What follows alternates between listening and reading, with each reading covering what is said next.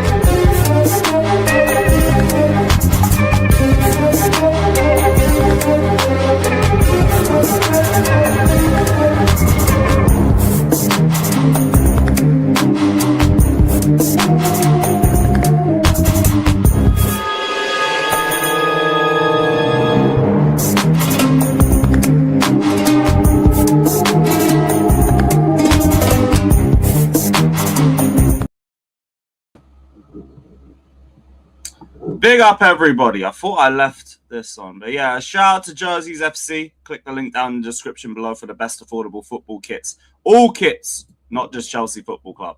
But yeah, big up every single one of you that's locked in. We are back live. We're back live. Thankfully, the press conference was today, which means that we could just run through all of the content about Chelsea and just get it all done on the Thursday and give me the Friday off to enjoy myself. Love to the chat. But we got a lot to get into on today's show. We've got injury news, the latest on Trevor Chalobah. We've got contract news. We've got the latest on Enzo Fernandez, Caicedo, not Cucurella. We've got Gusto. There's also contract news on Gusto. We also have a ton of briefings to get into as well, because these men are flip-flopping again, and we're not going to let them do that anymore. We're not listening to you guys as bullshit. Then we're going to send the link out to the panel. Afterwards, I'm going to be on Chelsea Fan TV. I think we're doing the day after pod. I think it's that. Or it's just another show or something like that. Me and Alex are going to be talking. I'm not sure who else is on. Keep a lookout for that, people. But we are going to be live here for the next 2.5 hours or something. What's the chat saying? Big up to Stop the Cross. Big up to Thomas. Big up to Crimson. Season is fucked. Big up to Jardel. Back to the Pochettino days. Yay. That's what happens when you change managers mid-season and styles of play. Yay. Big up to Walter Galazzo. Big up to PFC. There's no fight. I just got blocked. Lovely. Oliver Holt next, God willing, please, because fuck that guy. He's even more infuriating than Matt Law or fucking Simon Jordan or any of these media donuts. Big up to Quad J. We do need to get that intro redone. Big up to Nathan. Big up to Encian. Big up to Georgie. Big up to Ibs.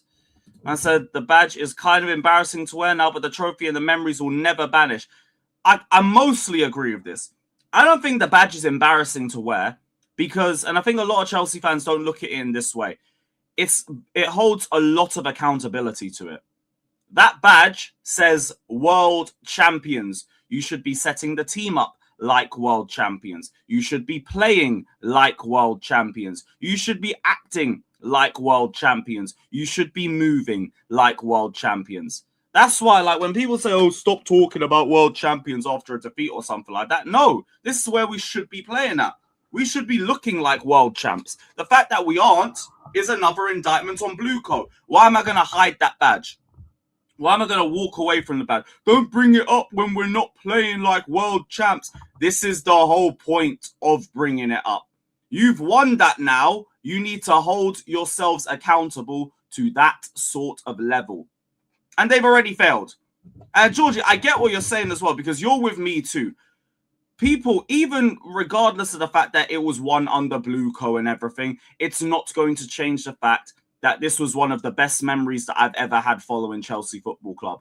I remember being in the pub with one of my mates on the night before, and I weren't saying anything. I weren't talking about anything. I wasn't thinking about anything. The only thing that I was thinking about was that final. I was saying we need to win. We have to win. Chelsea got to turn up tomorrow. Please don't lose. I'm going to be heartbroken over this game for fucking months if we don't beat PSG tomorrow.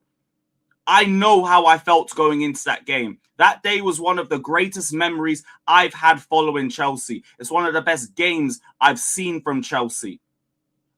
Whatever we've done afterwards or whatever is coming up, however we feel about Chelsea, you're not going to take that from me. You're not. And all of these rival fans jumping in, I get it, because we look like garbage right now. The Chelsea fans who are falling for it and starting to follow their own narratives don't get you guys. Fuck Blueco. You lot didn't build on it, so you lot don't get to celebrate it like we can. But we're the fans. We got to experience it. We got to go through that moment. So yeah, you understand, bro.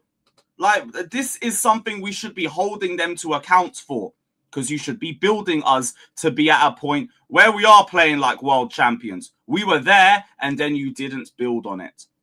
Bro, John Monts will do that when I'm not around. When I see him on Back Again and he tries to run that bullshit about, oh, you beat PSG in Mississippi, it didn't matter. Don't worry. I've already got him patterned up. Fucking Trent Alexander-Arnold went to Real Madrid in June instead of July for a 10 million fee. Why? Why did Real Madrid pay 10 million for him when they could have got him for free 30 days later? Oh, wait. The World Cup. Musiala, dislocated ankle for 6 months, dying for the World Cup. And we want to pretend that that trophy don't mean nothing. Cool. Cool. We'll talk, man. We will talk. Say that we ain't built on it. Say that we're not moving like world champions. I hear all of that. All of that shit. What you're not going to tell me is that that trophy don't mean nothing. You're not. That's one of the greatest memories I've ever had following this club. You cannot, you will not take that from me. Only dementia can do that shit. None of you man are dementia. So you man can hold. But big up to the chat anyway. Big up to TTM. Big up to Underbelly. I said, why are you not protesting? Where's the protest? Not a Project CFC said there's going to be a protest in weeks. Yeah. Great. Fucking great. Will people even remember by then? Yeah, CFC, we know the way Blueco move, man. We know that. I said doesn't come close to 2012, of course. Of course. That there's still levels and everything. The first UCL is the best feeling I've ever had. I even say number 2 just beats the Club World Cup for me because I was there. I was in Porto. I cried for 50 minutes straight throughout that second half because I knew we were winning 1-0. I thought, play the game for 4 hours, City aren't going to score against us. But that meant a lot to me as well. It meant a ton to me. If it didn't mean anything to you, Fairs. I know not you specifically. I'm talking to the chat. But I know how it felt for me, man. Yeah, because that's the dumbest world champions of what? You sound like you're in set 8. Like, world champions of what? It's in the fucking name. How stupid do you sound? Just say, oh, you're not playing like world champions. You're not looking like world champions. You guys are a pathetic excuse for world champions. Come, we got to hold all of that. But all this shit about world champions of what? You sound like an idiot. I'm sorry. You sound like a moron. I can't help you. Big up to Jar Jar for joining the membership. Big up, my G. Yeah, that's why I went. Because it was during COVID and I knew a lot of people wouldn't go. So I thought this is my best chance of getting a UCL final ticket. I'm gone. I don't care how much it costs. I ain't gone to a game all season. I can put all of that down to Porto. Love. Also bring up that other clubs are crying about not being included now and they're expanding the numbers so they can join. Not a major, though. Yeah, I'm going to go back to the Club World Cup final stream because I already had the tweet of Gianni Infantino saying that they're expanding the Club World Cup because all the big clubs that are outside are doing the whole, Gianni, please let me in next year. Please, I need that badge for 4 years, man. Please, I need that money. There's so much money in this irrelevant pre-season tournament, but there's a lot of money in it. Please, please let me in. Fuck off, man. Fuck off, bruv. Big up AC3, man. Big up, bro. Shout out to Iron. Shout out to Axe. Yeah, don't you worry, man. We're going to get into all of that. No, there isn't a protest going on right now. If there was, I would be there. There isn't one. Because like we were saying on yesterday's stream, this country is the worst when it comes to protesting. This country don't know how to do it. And good luck getting a ton of people to do it. I've done both protests and just watch people walk past and walk past and walk past and walk past. Then they complain about the way Chelsea's being run. Then they complain about Blueco and wanting Clear Lake out. But you don't want to take part in the protest. You don't want to speak out. Oh, I'd rather go to the pub. You sound like an idiot then. I'm going to go to the pub and then go into the ground, tap my ticket in, and then I'm going to chant Clear Lake out. Yeah, I'm so intelligent. Lovely, man. The first which one? Are you talking about the Southampton one last year? I'd say that was better than the Brentford one. But I don't know, because if you're talking about all the protests, nothing matches up to the Super League one. Nothing. And I was saying yesterday that the Super League protest is just proof that we can get it right. We just choose not to. Who said this is going on now? What? There has been no update on a protest. There's no date, no nothing, bro. There's nothing. Don't know what protest. Who said it? Who said it? That's what I want to know. Yeah, basically. Although we love to like pretend that we're not peaceful when it comes to football games, and then you've got the football hooligans on either side doing up the fake wall, or what do they call it? The invisible wall. That's what it is. You know when both fans are just chatting shit to each other and nobody's in the middle, but they're all acting like they're being held back. That's what this country loves to do. Pretend. Pretend. Still clowns in. If you're talking about Blueco, no. Look at the name, guys. So I don't have to say it all the time. Look at the name. Blueco out. That is not going until we win a Premier League or a Champions League. I have said my terms. Premier League, Champions League, or fuck off. Whatever you do, whoever you buy, unless they are proven, I can't be asked for it. Can't be asked for it. Premier League, Champions League, or I don't give a damn. Man said check DM. Okay, one second, guys. Then we'll get to all of the lovely briefings for today. We'll get into all the briefings. Who said this then?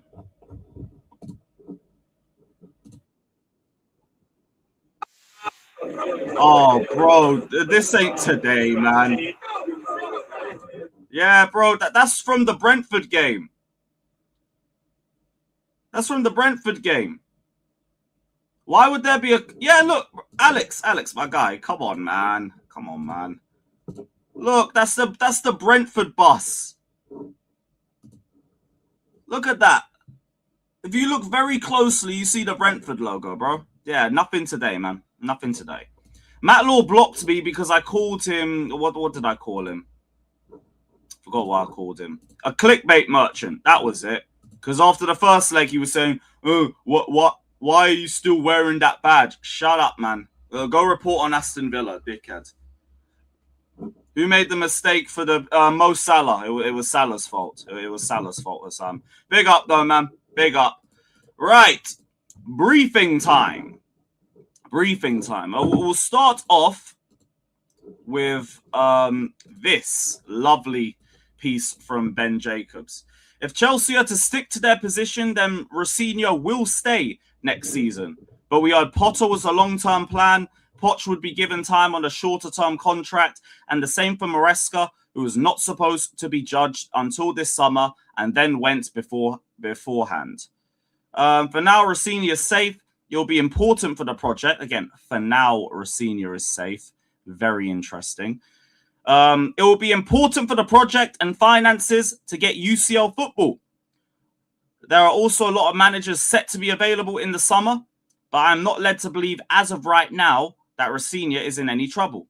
For now, Chelsea are just backing Rosinha, but I think all parties are going to wait until the end of the season, at which point they will have more data and time together, and then we'll see what Chelsea decide to do. It will be a surprise if they change yet another manager. However, there are high expectations this season and in general from the Chelsea academy, from the Chelsea hierarchy. High expectations this season and in general from the Chelsea hierarchy. Do we believe that, guys? Have you seen that there are high expectations this season? Have you seen that there are high expectations in general? Just a simple yes or no, guys, will do. Have you seen high expectations this season? There's just a yes or no, guys. I know the answer. I just want the answer there for the chat, for the mandem that are going to watch this back. Fielder says, yeah. Fielder, have you got any comments that aren't trolling, man? Fucking hell. And I'm not doing a stream with minerals. I can say my piece without having to talk to minerals. I don't need to do that. Stop asking. But yeah, everybody said no. Except the Maresca outer. Lovely, lovely. Big up Assad still. Now, I want to show you guys high expectations from September. Chelsea's target is to finish in the top 4 and have a run in the cups, guys. Yeah. Yeah, guys. There is our high standards, our high expectations, guys. Finish in the top 4 and let's go and have a run in the cups. Cool. Cool. What about this season has said high expectations? A clue. Nothing. Nothing. And it also seems like they're trying to keep all options open until the summer. And if that is the case, this is the biggest example yet of how little Blueco plan ahead. Because what do you mean you failed to back your previous manager? You ignored his demands. Those demands came back to kick us up the arse all season. And then you let him go very quickly. You bring in another manager mid-season from your parents' club who was building up his reputation over there. Like him or not right now, he was building up a reputation for himself to whatever level at Strasbourg as an up-and-coming manager. He was building that for himself. Just for you to take him out mid-season, put him into a completely different climate with much higher and stricter expectations from the fans. Now he's being cooked left, right, and center because he looks like a dumbass and he looks like he's out of his depth. And he might be gone in the summer. These men just make it up as they go along. And even then, you say the best part about that is that there's a lot of managers set to be available. Maybe we aren't going to go back to Strasbourg and piss them off again. Do I trust who you are going to bring in? No. No. This is what I always say, like, Rossinha in or out, it's straight irrelevant when these idiots ain't got a clue what they're doing. Another 6-year contract, and then he is safe for now. We're going to back him till the end of the season, but then we're going to decide what we're going to do. Just sounds like you're trying to keep all options open. And if that was the case, maybe you should have done what you said you were going to do with Maresca. Judge until this summer and give him what he needs to be as successful as possible because he overachieved last season. But, you know, that just makes sense, you know. And Blue Code don't make sense. That's why, like, the stuff Daniel said to me yesterday really, like, resonates with me. Even, like, when we get to summer and we're linked with, like, a great prospect and everything, like a Jacquet, for example, we got to do better than to just, like, find a way to be okay with it. Some of you guys don't do it. I've been guilty of doing it too much. You were nearly this close to doing it again with that Said Al-Mada guy or whatever his name is. Look, you guys are young talents. I'm not going to be against you from minute one. I'm not going to cuss you out from minute one. Just, I can't be moved. I can't be moved. And to be honest, like, barely any transfers over the last 2 years have actually moved me. Funnily enough, I think the only transfers that I genuinely thought could have done well here was Sancho, Felix, out of the last 2 seasons, and João Pedro. I don't think anyone else I looked at and just immediately thought they'll work. And even then, fucking hell, Felix might have been some semi-decent depth to look back on in hindsight, but we didn't give him enough minutes first half of the season. He wanted to leave. It is what it is, man. It is what it is. Renato Vega, but like, he was always going to be viewed as depth, so you don't really think about him too much. I'm talking about players that could, like, genuinely impact the team throughout the season. But hey, we've already gone through all of the transfers that we've had the last 3 seasons, and we had 5 guaranteed good players. That was Caicedo, Palmer, João Pedro, Esteval, and who was the other one? Who was the other one? I don't remember. I don't remember. The fact there's 4 anyway is bad enough. Half the time we're trying to push Jackson in there to be number 6. That just says a lot. 6 out of what, 40 that we brought in the last 3 years? But hey, here we are, man. This is just the first briefing, though. We had a lot of updates from Pies on his burner account. And we're going to go through all of them just slowly. Yo, big up CB, man. You already know what it is. It is a disgrace. 5 or 6 good transfers in the last 3 seasons is a joke. And we have managed to have a worse window than we did in 23-24. This is why I kept telling people I am not looking that deep into Maresca, pause, when these windows are fucking garbage. And it's the same thing with Rossinha. I cannot be asked to be Rossinha out. There is no fucking point. It was Poch out to the world and back. Maresca took what he had, overachieved with it, got given fuck all and left. Now we've got fucking, what's his name? Rossinha. This brother's done nothing. Yep, Poch got the only good window, man. He got the only good window. Are you surviving Carrick at the bridge? Maybe. Maybe. Broski, we are so inconsistent. I don't know what Chelsea's going to turn up. Ultimately, I think we can get at your midfield. I think we can get at your back line. But your attack's full of killers. And my defense is full of victims. Especially with no Reece James. Potentially no Reece James. Or Reece James only just coming back from injury. We can win. All the momentum, all the form is with you. I'm not delusional enough to not think that. But you absolute fraud. You absolute fucking fraud, mate. Oh, brother. Fucking hell. Right, Max.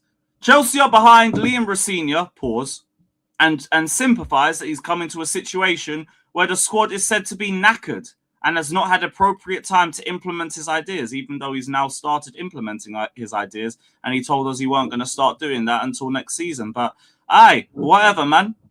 Summer target lists are on the way! Yay, guys!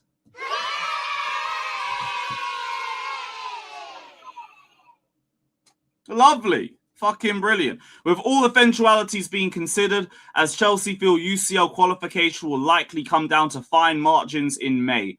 Thank you for that, Clear Lake. Thank you for that. Because you did not have that window expecting UCL qualification to come down to fine margins, but here we are. Here we are. Wait, I cannot wait until you start briefing that red cards are the problem or changing managers mid-season is the problem. Oh, wait, you've already tried to do that. There is no current suggestion that the model will be changed.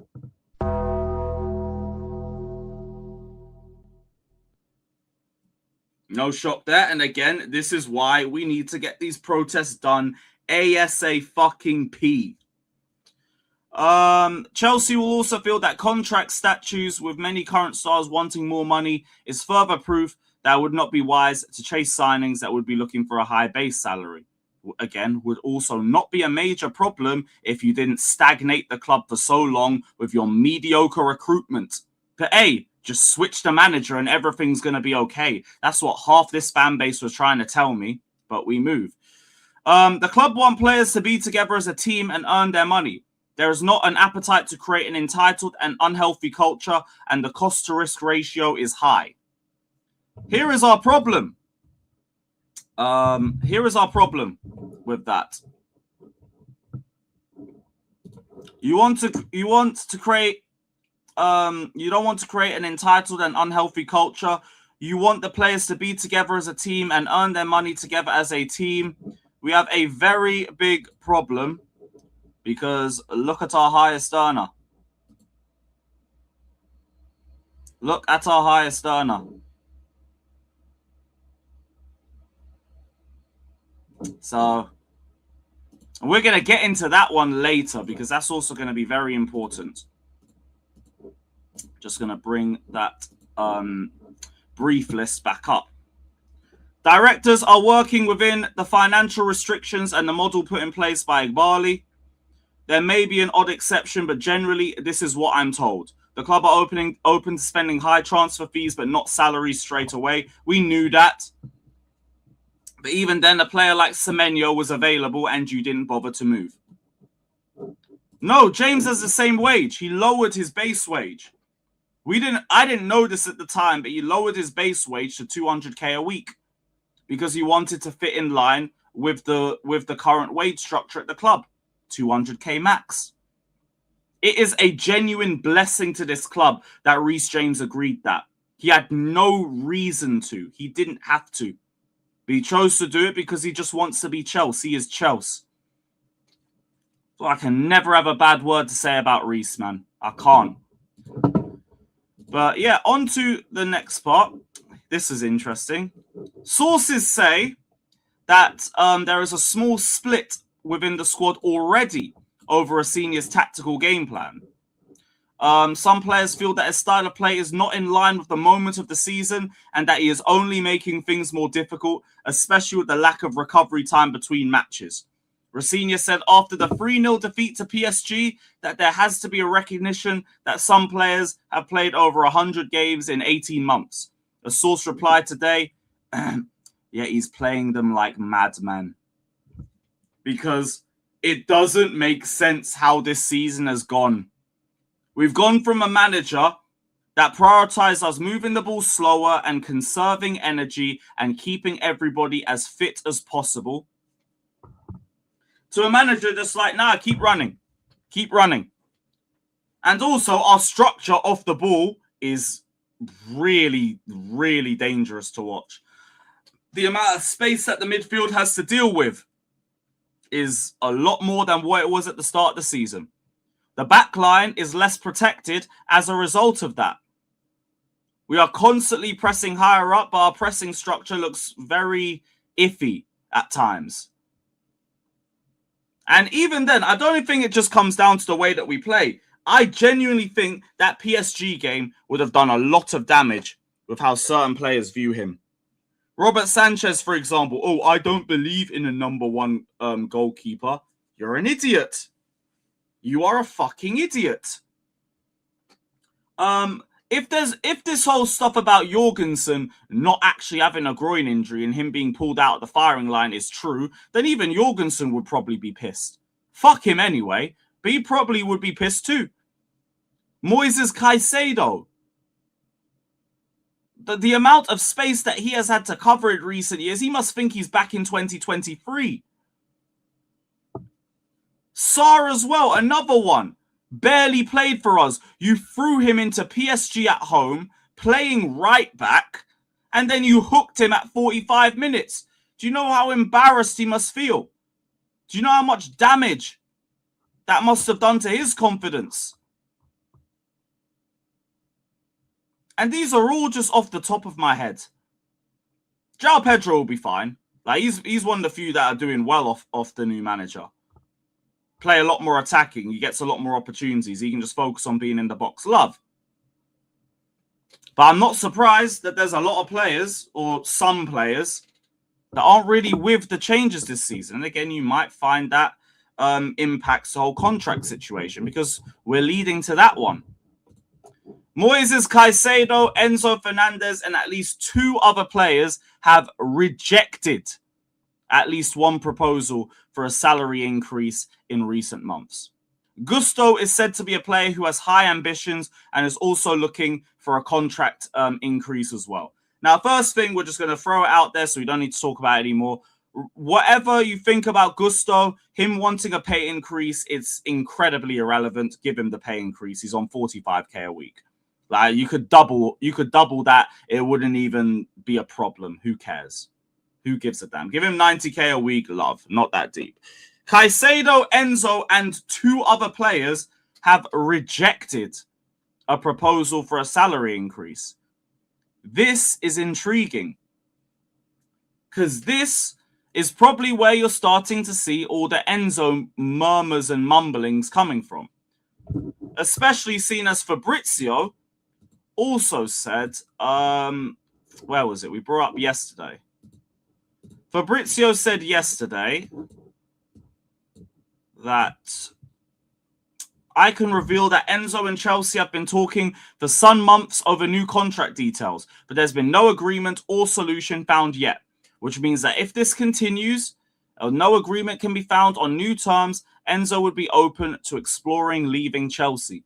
These comments from Enzo all started due to no agreement yet behind the scenes over fresh new salary terms. Chelsea are in control over the situation and will not give any discount on price. So, Enzo had a contract proposal rejected, and now he's saying that he's got 8 games left, he's got the World Cup, and then he's going to look at his contract situation, and then he might be open to leaving. Again, Real Madrid's the only club that he's really going to push for. But if they can't find a contract agreement, see if any other clubs come in here as well. Because there's a bit of a problem. And I'll again lead back to Copology for this one. There's a little bit of a problem. Now, we look at the wages. Moises Caicedo, 150k a week. I would be surprised if he's asking for more than 200k a week. Just because, like, 50k increase seems like pretty fair, and that's a good increase to have on a contract. I wonder what got rejected. Was it under 200k? Was it? If it was under 200k, I would call it a disrespect to Caicedo. He should be up there with Reece James. He should be up there with Wes. Wes shouldn't even be up there, in all honesty. Enzo, you are 20k off 200k. So now I'm interested in, number one, what you got offered. Number two, what are you looking for? Caicedo, I think you could, if you offer 200k, you probably would get that accepted. Maybe you gotta give a better bonus or something. But other than that, I don't really see anything more to it. Enzo Fernandez, though, you are on 180k a week. What are you looking for? Because if he's asking for over 200k a week, we have a problem. I don't see any reason why he should be earning more than Reece James. And clearly, Reece is only getting 200 because 200 is the clear ceiling that Chelsea are leaving it at. It's the clear ceiling. So what are you looking for? If it's over 200k, yeah, I don't know about that one. And if we give him over 200k, Reece James should rightfully feel insulted. Because why? Why would Reece James not be our highest earner? The fact that Fofana's there is already a problem, and I also think that's what the likes of what's his name, Enzo, would probably be looking at and thinking, I should be earning more than him. So with that in mind, Wes needs to go in the summer. Straight up, he just needs to go. Unless you have a monster class end to the season, which I don't believe in, you're gonna have to go. But that's my thing with Enzo. The other two players that rejected the contract proposals, we just don't know who they are. Genuinely, we just don't know. You would assume, I wouldn't even assume it's Palmer because he's here till 2033. Well, then again, so is Enzo, so it might be Palmer. We did hear Colwill had contract talks as well. Maybe it's Colwill too. Maybe. I said, how long will Trev be out? Trev will be out for 6 weeks, bro. He'll be out for 6 weeks. We're going to talk about that in a little second. But, yeah. I would assume that it would be Colwill and Palmer, potentially. Even though, like, I just don't... Oh, it would be Palmer. He's on 130k a week. It would be. But even then, Palmer, you hit him with 200k a week and keep it stepping. Yeah, I've seen Enzo's doing a Q&A. I guarantee there'll be no contract talks. Because they are going to filter all of those questions. And Enzo will answer the ones that he wants to answer. So I don't think like you're going to get anything you want to hear from that. I think Sanchez, maybe? Maybe. We're all guessing. My guess is Colwill and Palmer. It's a guess. I think they're looking at an increase in base to match James or less than 220 because knowing those directors, they probably just give him an increase in bonus. They shouldn't be looking at more than 200 and then you sort out everything else with the bonuses. Because I think Reece James has 45k a week in bonuses. I think so. Just double checking. Apology, like it's such a jarring page to use because it just kills your internet. He's got a 100k a week bonus. Okay, maybe it's a bonus thing. Caicedo is on a 25k a week bonus from 150k. Maybe that's it. Maybe that's it. Maybe the conversation with Caicedo are more of a bonus thing. Man said Neto. Neto can get to fuck with whatever contract extension he wants. Why are we even offering him anything? Why? Big up to Yug, man. Big up, bro. Issue is not just cash, it's about adding more year. It could be that. Could be. I don't know how much more you'd want to add to Enzo's contract, though. Caicedo, yeah, like add another year or two. Fuck it. Add another 4. What more would you want to add to Enzo and Cole Palmer's contract in terms of years? There's not much more you'd want to do. Sanchez, what is Sanchez on? 60k a week. Yeah, you could extend him to. Esteval's on 60k a week. I doubt he'd be asking for more. Chalobah, maybe. Maybe Chalobah. Chalobah's got on 50k a week. He's got 2 years left on his contract in the summer. Maybe it's Trev. Maybe. Look, on paper, AP, but you have to take into account how injury prone a lot of our key players were at that time. So if you're saying like an average team, we would beat the average 22-23 team. On paper, with everybody fit, 22-23 Chelsea would probably win. Probably. I don't even think it would be by much. I think it's just got a better defense. Yeesh, what a mid-off though. Fucking hell. But yeah, on to the next one. Targets for the summer. Yay. In terms of targets, I've not heard much outside the usual names like Morgan Rogers. Wharton, Baleba are 2 targets amongst others that the club like for a potential midfield addition. But much will depend on what happens with Lavia's fitness, Enzo and Esugo. On outgoings, it's expected that at least 3 centre-backs will look to be sold. Good news.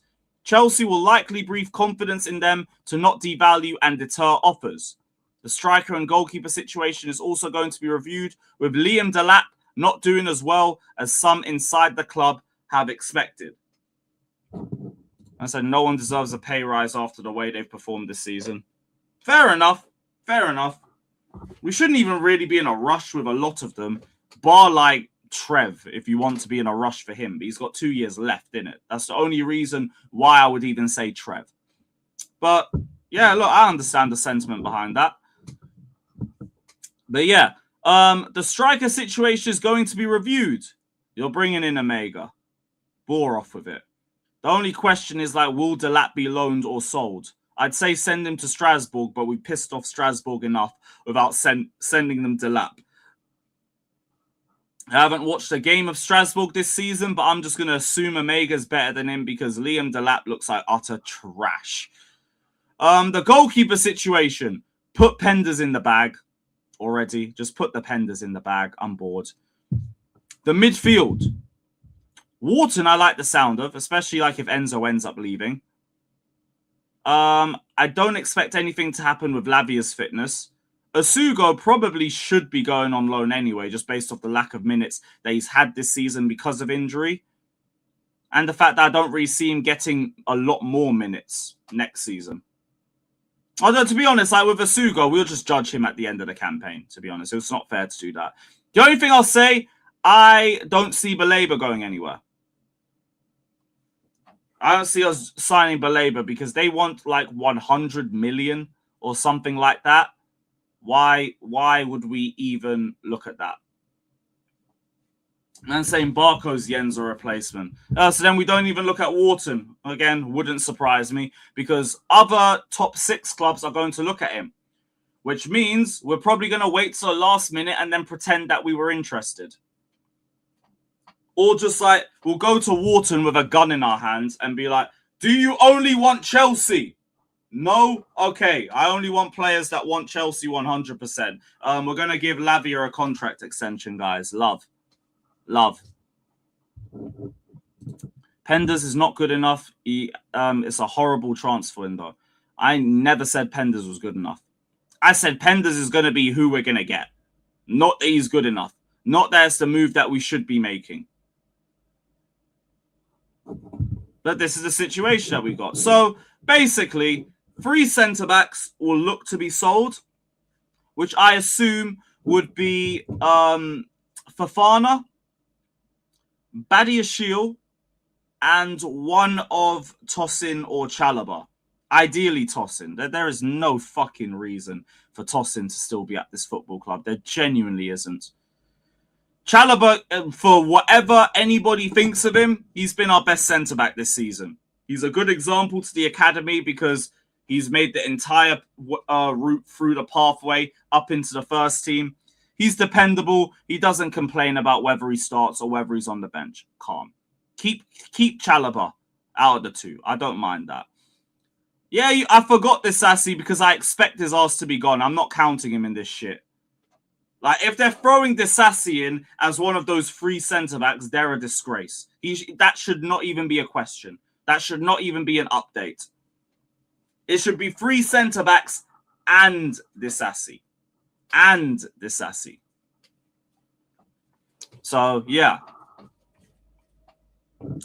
Yes, and Fofana's not been playing better than Chalobah. You've been in this stream long enough. You already know we all think that. I don't know why we're still dragging this. Like, I still think Fofana's any good. He's been nothing but a disappointment this season. Straight up, nothing but a disappointment. Hey, probably. Probably.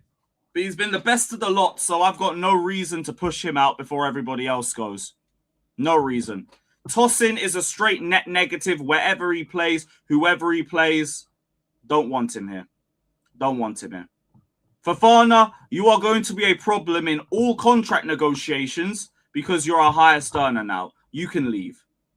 You can leave. It's not worth all the hassle. There is way more cons to pros with dealing with Fofana right now. And who's the other one? Badiashile. You've just failed to impress for too long. You can only talk about 22-23 Badiashile for so long. There was a lovely game against Liverpool. Then you got injured. Then you came back and you've been nothing but a bitch ever since. So you can leave. You can leave. So I think that's all with the updates. Rosinha is safe, but he's not safe. And yeah, we've got a ton of players that are talking about salary increases that have had the most recent proposal rejected. Lovely stuff to lead into the end of the season with, guys. Lovely shit. Yeah, HM, there ain't no chance of a Tosin new contract. There ain't no chance. Well, I've watched more of Diamande. I actually really fucking like him. I wouldn't mind him. Bastoni's the dream. Bastoni will never happen. They try telling us that he wants a new challenge. When would he ever want a new challenge? And bar that, somebody, if not Diamande, someone in the Premier League. Because I'm actually with what Joey was saying. Go and get somebody that is proven in this league, because I can't be asked with anybody that's inexperienced. I cannot be fucked with it all. But yeah, I think that is all of the updates. I don't think I've got anything else. Thank God. That and just Chalobah being out for 6 weeks, which I can't even imagine how bad that sounds and how bad it is that it sounds that bad. But Chalobah is out for 6 weeks. Obviously, it's a horrible injury that he took. I'm glad that it's not any worse than that, but we don't have Chalobah back until May. I think that leads him out until May. Now, who do we have to deal with? Yeah, Murillo. Love. Bring me Murillo. That'll do. Even though fuck him for that goal line clearance against City, but bring him in. Now, with Chalobah out, we have Fofana. We have Tosin. Badiashile. Sarr and Achimpong. So, guys, with that in mind, what back two would you like to see on the weekend? Because, like, none of them give me any real sense of confidence. Oh, yeah, Triple J. I don't know how VAR didn't look back at that, at least. I have no idea. Genuinely, I ain't got a clue. NA. Part of me is thinking, like, Josh and Badiashile just because they had a good game against Liverpool a couple months ago. But this is how dark it is. This is how dark this shit's gotten. I do not want to see Tosin anywhere near the lineup. After that Newcastle game, I actually don't want to see Fofana near the lineup. I don't.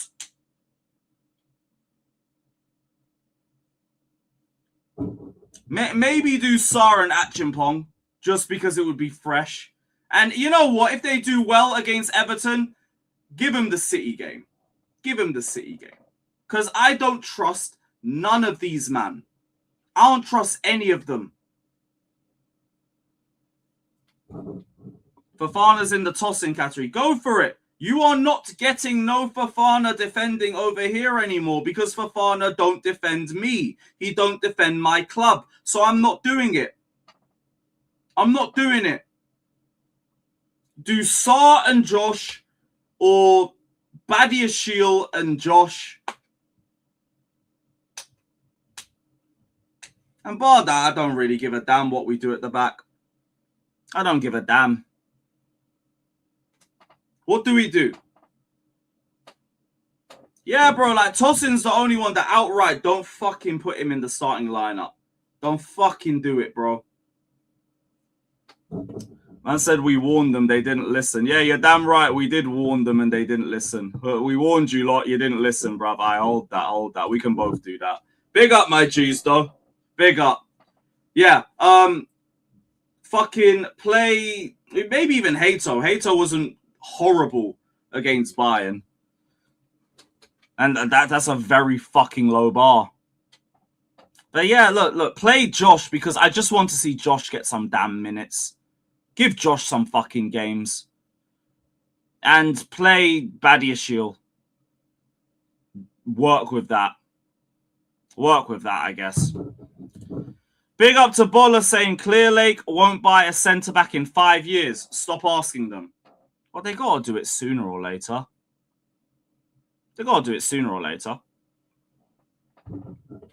Although then again, what do we know? That would be a logical move from Clearlake. We clearly aren't dealing with logical owners. And yeah, Pies, I'm going to get to that in a sec. Fofana was our best centre-back, or he had, he was the most proven out of all of the fit centre-backs. You ain't done shit this season. You ain't done shit. You had a couple of nice clean sheets with Chalobah when Maresca was in charge. And nothing else. You ain't had shit. Yo, enjoy it, man. Enjoy it. I can actually see the sun for the first time in a few days. Lovely. Lovely shit. What is the Pies tweet anyway? Let me get to that quickly. If there's even a Pies tweet. Oh shit, there is. There is. Chelsea and Newcastle are throwing their hat in the ring big time for Said El-Mala. Brighton coach Fabian Herzler is in hot pursuit, but the player gives no current commitment to Brighton. Price request at least 40 million euros, bidding war likely.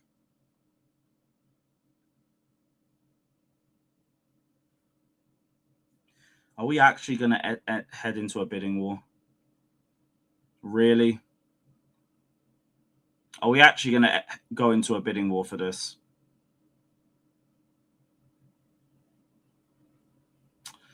Oh my gosh, it's just a revolving, it's just a circle. It's a straight circle, man. This guy's a left winger. Just making sure I can confirm it.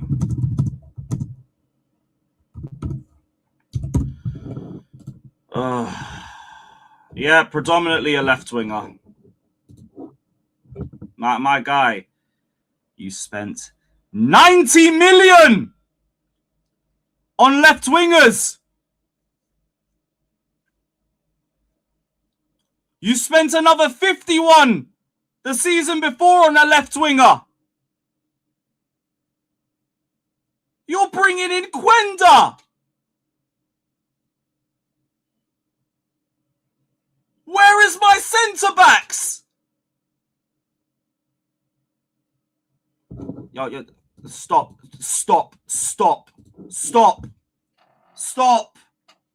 I'm not doing it.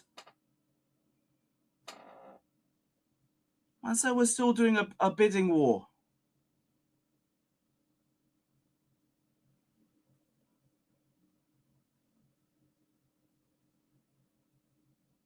Somebody just fucking proven, man. Fuck me. I ain't seen the highlights. No, but even then, like, brother, how many fucking left wingers are you looking to get? What is going to happen to Gittins and Garnacho next season? What's going to happen with Neto if you're bringing in El-Mala and Quenda? Yeah, but it's not anything against them. I'm talking about the model. Like, fucking really? Oh, my gosh, man.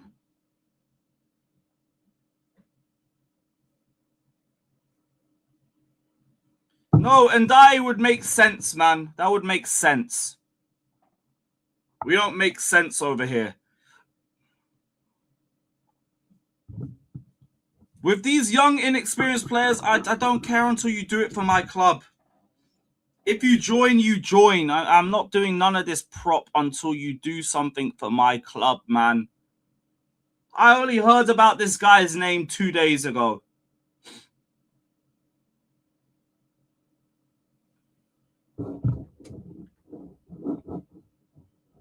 Yeah, man. Fuck me, bruv. Fucking El Mala, man. This is a joke. Man said we're going for Saad. That's fucking crazy, man.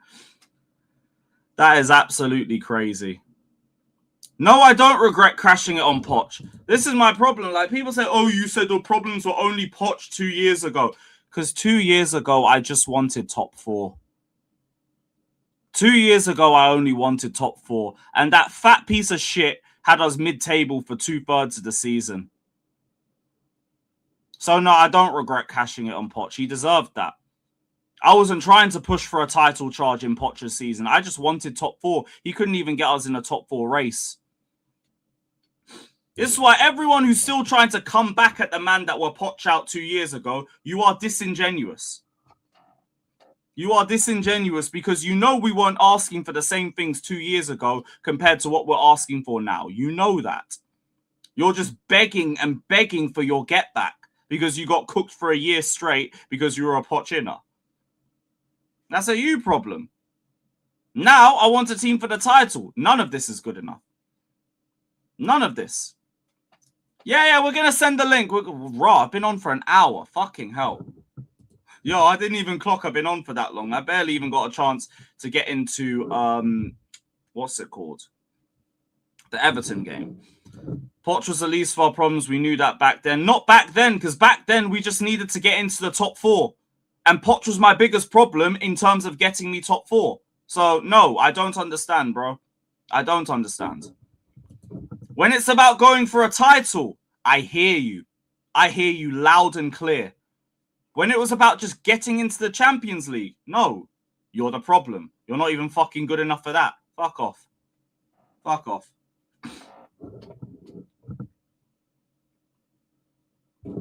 Yes, now I don't care about top 4 because we got top 4. We should be looking above top 4. How is that not obvious?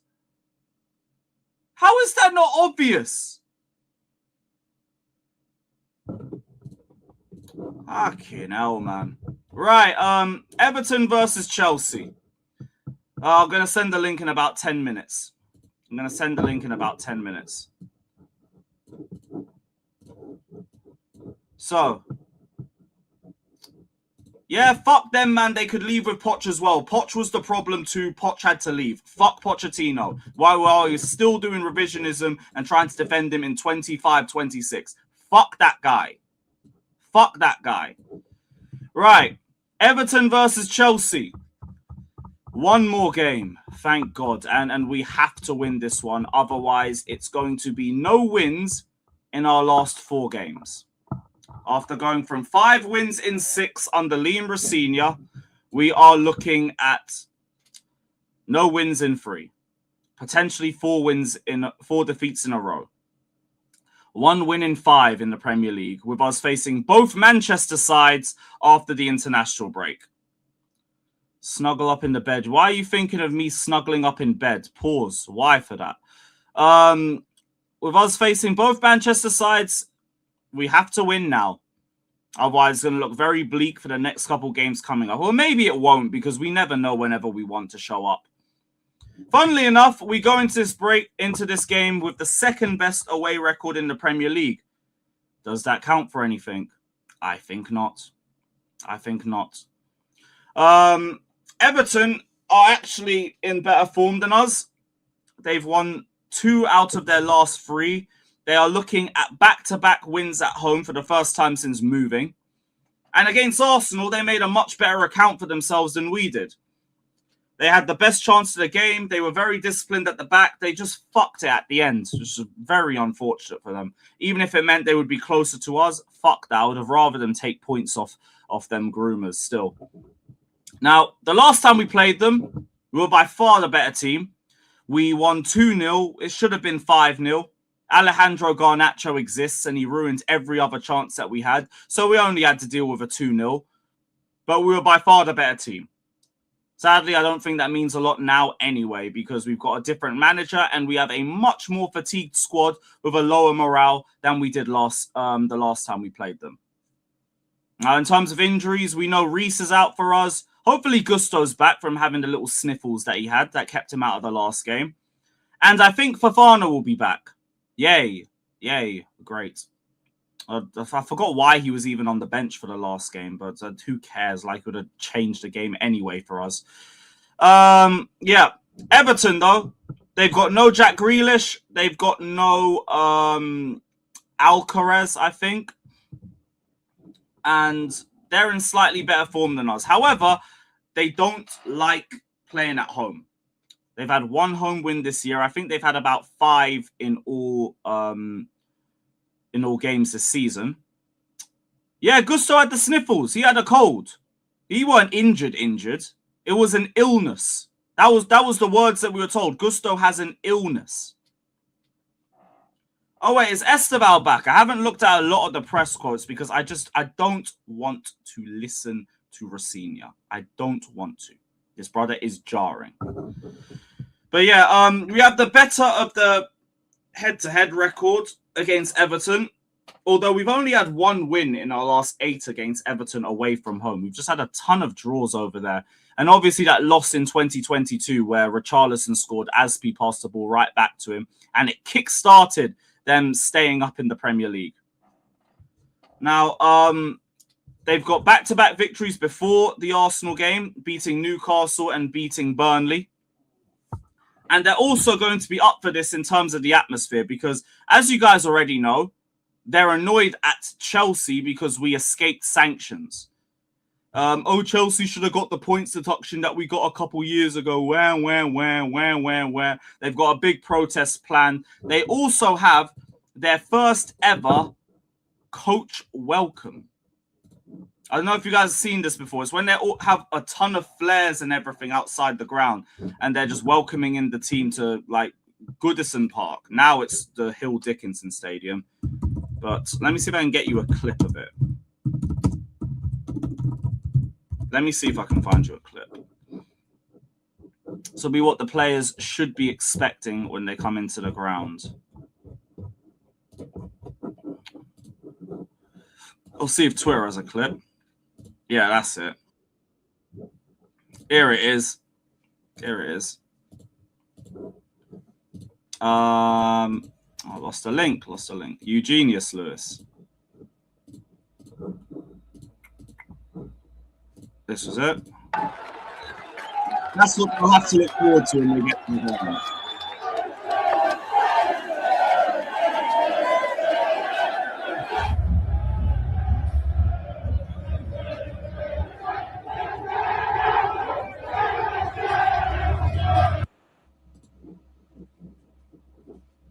That's enough one.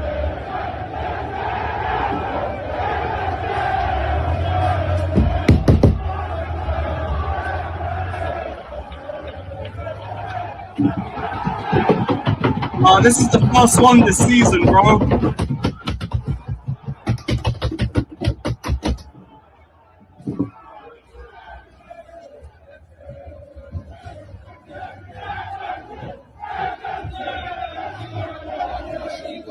See, but we can't get our fans around even like this. Actually, keep going. Follow him. Keep going. Yeah, keep going. Yeah, go on, Joe.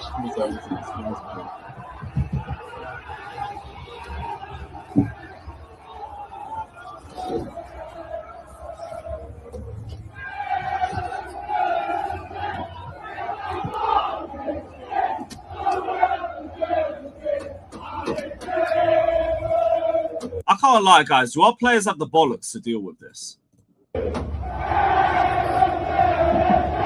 I don't know, man.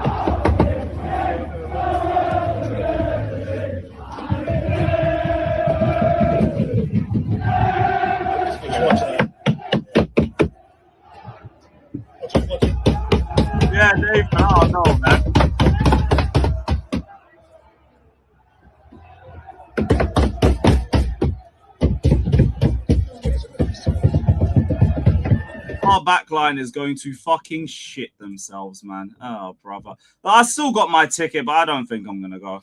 I doubt I'll end up going. Because, like, I don't know if I can be asked for the trip up. Everton, like, going to Liverpool and back the same day is so long. It's so fucking long. Add to the fact that I think I've seen...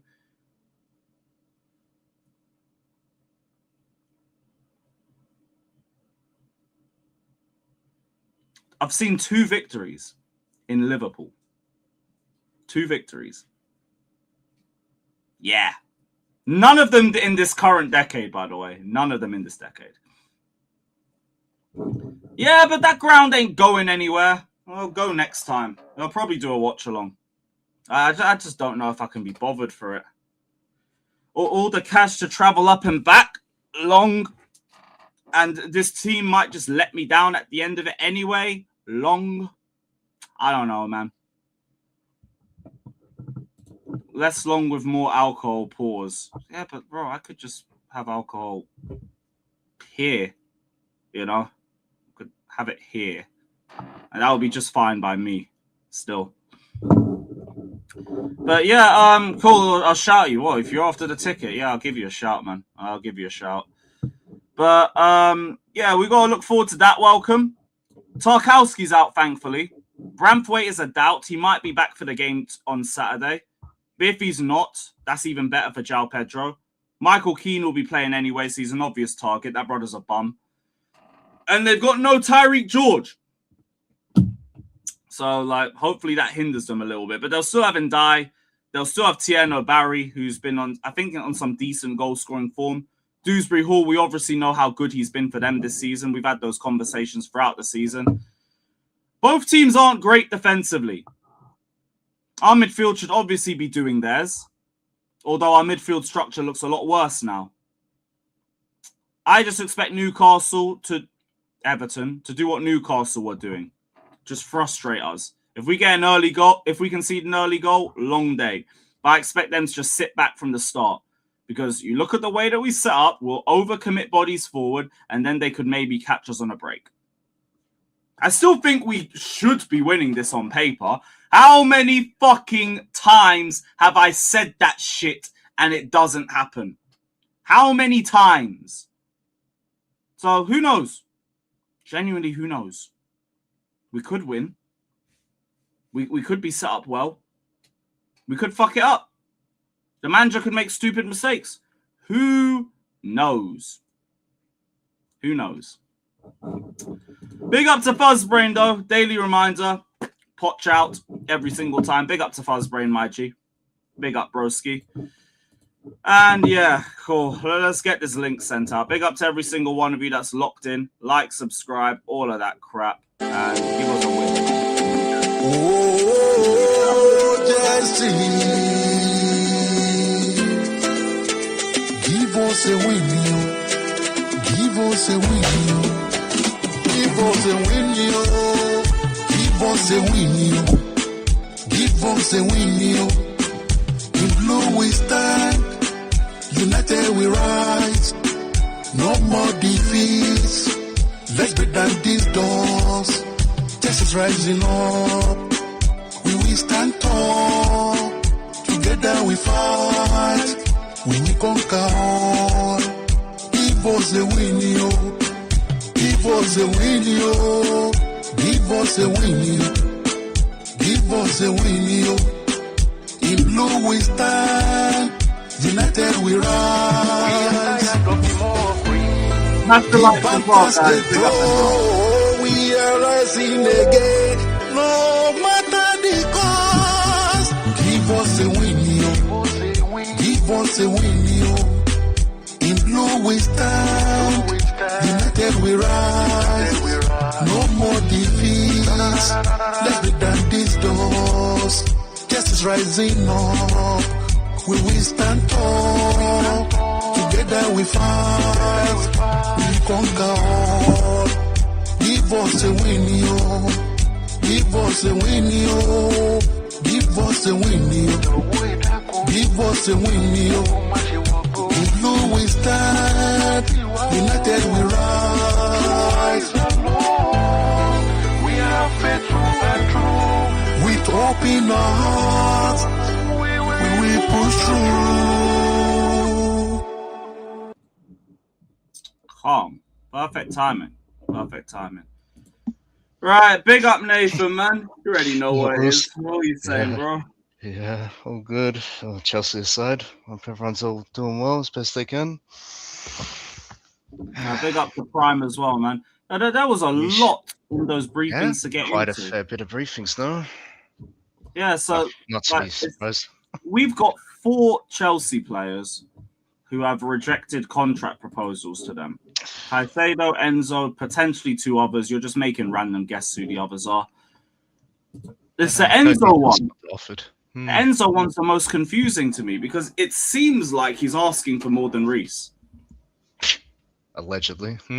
Interesting. Yeah, allegedly, but it's what seems the most logical to me. You are 20k off Reece James. What more would you be asking for to a point where you feel like you need to like throw little hints out in press conferences, especially after we lose 8-2 on aggregate? Especially, yeah. No, it's just brain dead if that's the truth. And some of these players have no self-awareness, huh? Like your performance, like his performances specifically, like among a few other players, were not up to standards. Like you're expecting a pay rise and also to earn more than our best player in the team and our club captain. Yeah, I'm not having that. If that's the case, then yeah. I think we know what the summer's going to lead up to, depending on whatever clubs offer whatever for Enzo. Because like we keep hearing from all the sources, one of the most consistent things we're hearing, we are not lowering our valuation on Enzo. And I kind of believe that because we saw Jackson was up for sale for the majority of the summer, and we weren't lowering our valuation for him. We kept saying 65 to 80 million, we'll talk about selling Jackson. Until then, we're not doing it. And I think we're going to do that again with Enzo, but just to a higher amount. Yeah, you definitely, because how many years has he got left on his contract still? Probably about another 7. Oh, 7. We got all the cards here. Oh, and if you want to sit down and do nothing, you just tank your own career, really. I don't think Enzo, well, I say that. I don't think he did that with Benfica. I know he left after saying he'd stay and everything, but I don't think he like started skipping training or nothing. No. I don't think it's for down tools like that, but we'll definitely see like briefs of him like talking to other clubs like your Real Madrid's, this and that, like coming weeks, perhaps. Like that's probably how it usually goes down. Try and force the club's hand. Big up Kai as well, man. Yeah, look, I didn't expect PSG to like be seriously interested in Enzo because like their midfield's already patterned for the next couple years. There's no big changes you need to make to that midfield. You're not going to spend Enzo money on depth. You're just not going to do it. That's the problem. You lose a player like an Enzo, you need another starting level quality centre mid to replace him with. It's just non-negotiable. Yeah, but it makes sense. Yeah, of course. Teams like PSG and Real Madrid and Barca would want Enzo. That makes sense. Of course. He's coded for that kind of league. Yeah. It's like what we say, like, are you interested or are you just like watching? Are you just staring at the player? Right, they'd spend the money. PSG definitely would. So, and if Campos, I don't know if PSG would. Yeah, but they're not going to spend that money on him. Yeah, he's just going there to play backup. He's not going to start, is he, over that? They have a Vitinha, they have a João Neves. Yeah, I don't see it. They're not going to fuck that up and risk fucking that up whilst also spending like over 100 mil or near to 100 mil in the process. It'd be like 80 something. It would take a loss. That's but that's assuming one of them stay. Actually, one more about according to amortization, it would still be a considered profit actually with the amount of years left on his contract. Assuming one of them stay, like PSG are also linked to Julian Alvarez. Like this is what you do when you're a top club. By the way, you stay on top by continuing to buy like top players. Yeah, elite level players. That's what you do. Yeah. I mean, to be fair, Prime has got a very good point because like PSG have 4 quality attackers, not 3. One of them always ends up on the bench. No, it's very true. He makes a fair point. Yeah. So if there's a chance they can get Enzo, they probably would try it. The same way, if there's a chance they can get Julian Alvarez, they would try it. I think they'd go more in on Julian Alvarez if anything, but I hear it. Julian Alvarez makes sense though because they don't actually have a striker, do they? They play just false one nine. of the wingers. Yeah, one of the Julian wingers will play as the false nine. He's also a false nine. So, but he's also a striker as well. So someone that can press, he can drift into wide areas, he can finish, he can link, he can assist others. He fits with them perfectly. Yeah. So Caicedo seems like it would be more of a bonus thing. Again, this is all just like assumption and everything. Well, because they both changed agents, no? Him and Fernandez both changed agents recently, so I guess that kind of feeds into the narrative as well. It's usually a Caicedo's just closer to Fofana. I mean, further away from Fofana and James's wage, so I feel like there's a lot more like room to work with. I'd assume he just wants a better bonus. Enzo, I think, wants a better base wage. Yeah, it's probably the case. If you manage to sell Fofana, that might ease things up because then players won't be able to say, well, look what Fofana gets per week because we get rid of him. That obviously helps. Of course, selfishly, they still want their pay rise they want. He is the most unserious footballer, I think. Yeah, I hear that one word of a lot. the most I've seen at I this can't club. not agree with it at this point. Yeah, he really is. We're hearing 3 centre-backs will look to be sold. There's no way Fofana ain't one of them. Yeah, he has to be one. Tosin has to be another one of them as well. Big up Napoleon, man. Just get rid of Tosin, man. I have a question for you guys. I don't even want him there for the whole experience. If we're selling 3 centre backs from our current squad, that means we have to buy at least 2. Minimum. Does that also at least one starting include level, but yeah. like Anselmino, who or however He's you injured, say his like name, he's out on constantly loan. injured. So That's why I said from our current squad. Wait, back on the Enzo thing, what do you guys think replace him? Because I'm seeing the Barco. What's his name? Is it Barco's a Barco good shout because obviously Strasbourg I'm ties. seeing that on Twitter, bro. It's like It'll probably be something like that because I don't think we'll get Wharton or Baleba. I think they're do we really believe that they're going to go out there and sign someone like a Wharton? No, we don't. Baleba, you could just throw out there because Brighton want 100 million plus. That is just so unrealistic. Wharton, we'd probably. But the stupidest thing is, Lewis, is we'd probably fucking pay it. Nah, ain't no way. Not with the because I don't think we can monetize it. Listen, you never know with this ownership. They have a Brighton fetish. Okay. No, but never know. Caicedo made sense, man. He was looking like one of the best midfielders in the league. Baleba isn't. No, 100%. But like, look at players like Buonanotte and stuff like that. Just like the they have made them says. But that's not 100 million. I don't think we're putting that money down for him. I think we would for maybe someone else, but someone that you think would be walking into our midfield. I don't think it would be Baleba. Wharton, but my thing with that is United want him and a few other clubs, and Enzo said he's waiting until after the World Cup. I assume Wharton would be gone by then. Now, he is not waiting until July to find his club. The only way that would potentially happen is like maybe if it's because he's at the World Cup and England progress far in the tournament. Yeah, I was going to say that. If England do well, he'll probably want to focus on that. The same way some people like pattern all their transfer situations before the World Cup. Just get it done quickly so you know where you're going to afterwards. Yeah, a lot of players want to get their future sorted way before the World Cup starts. Or before it starts, at the very least. Wharton would have to be a move that you do quickly because you want to get that before any other clubs try and come in and offer him wages that would be far off our wage structure. And with Enzo saying he's waiting until after the World Cup, you don't have that situation. So I just think that one's unrealistic too. It'll just end up being Barco or somebody from Strasbourg. Most of what's going to happen here will probably be replaced by Strasbourg. Delap, get him the fuck out the club. Omega's coming in. The goalkeeper situation, put Penders in the bag already. You get rid of Jorgensen, surely. I completely forgot we got that Omega lad coming in. Yeah. No, he got injured, coincidentally. So. Oh, of course he did. Yeah. Welcome to the club. Yeah. And Lewis, I don't know why you're being so negative about Delap. He just needs another season, man. No, brother.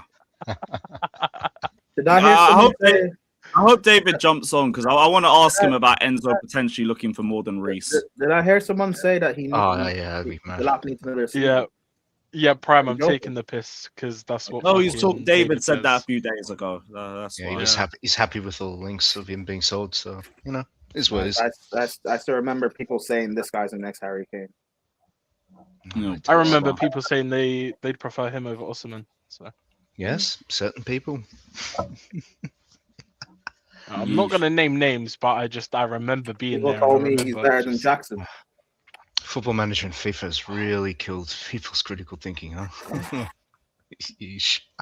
And just always us believing that the grass is greener on the other side. Sometimes, it just isn't.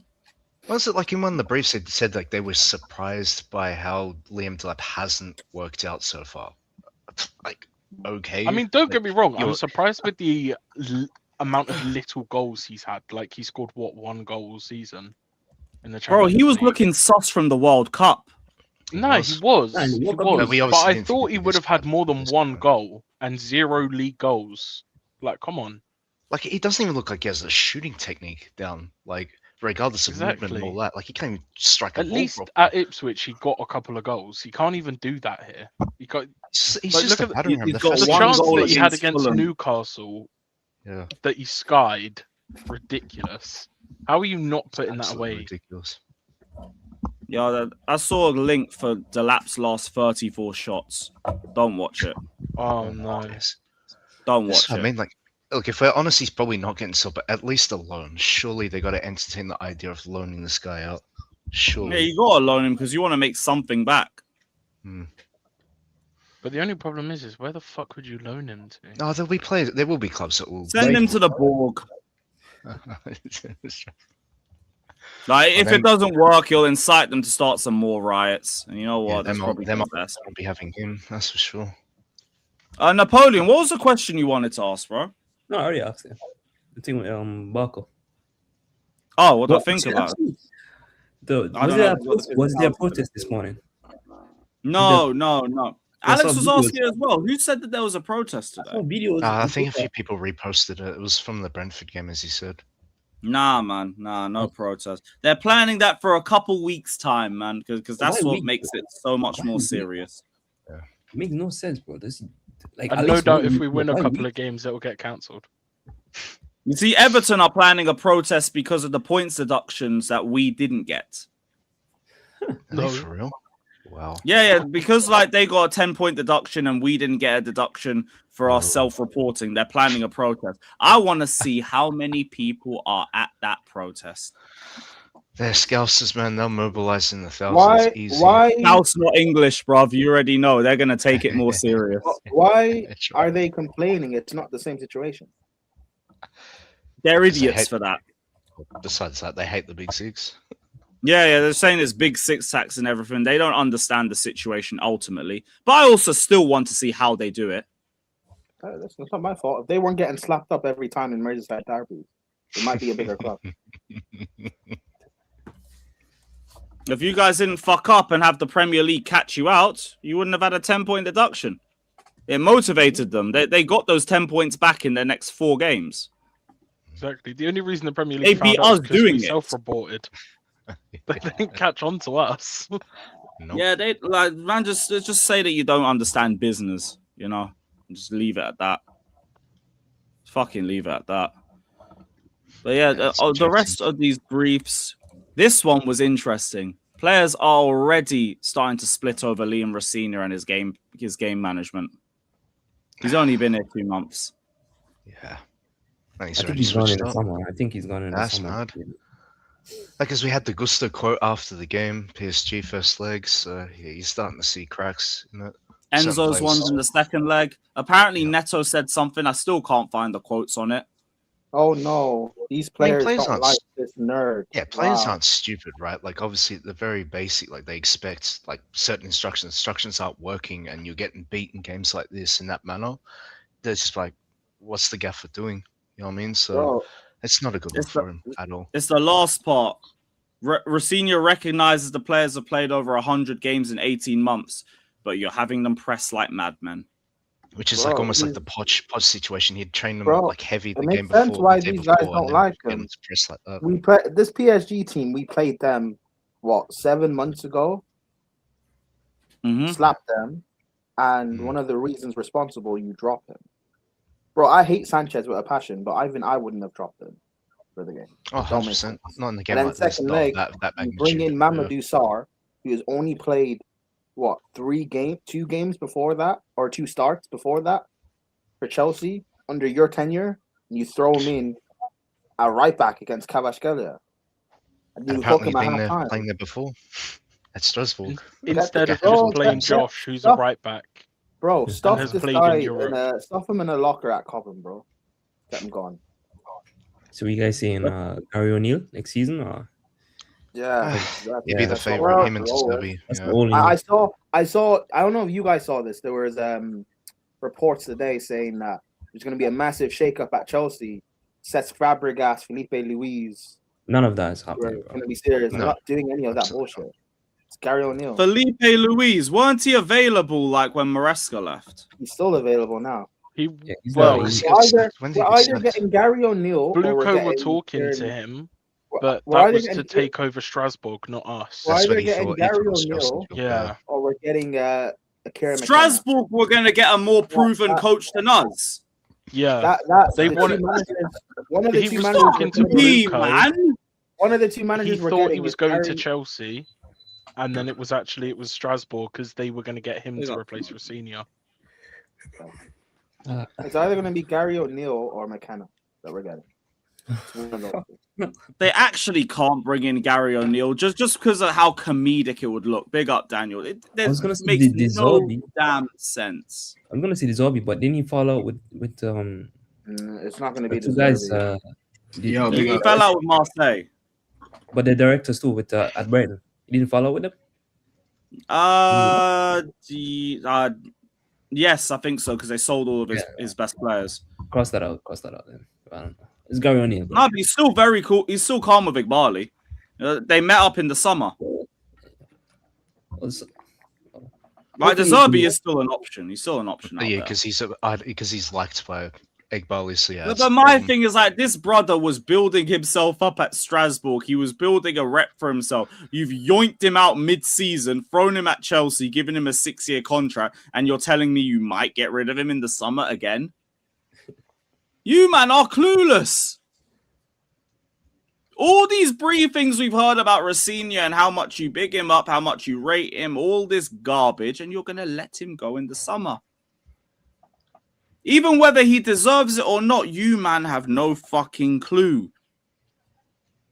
Because all of this goes back to you lot and back to recruitment, and it's back to me sounding like a broken record again, complaining because you didn't go and buy centre-backs.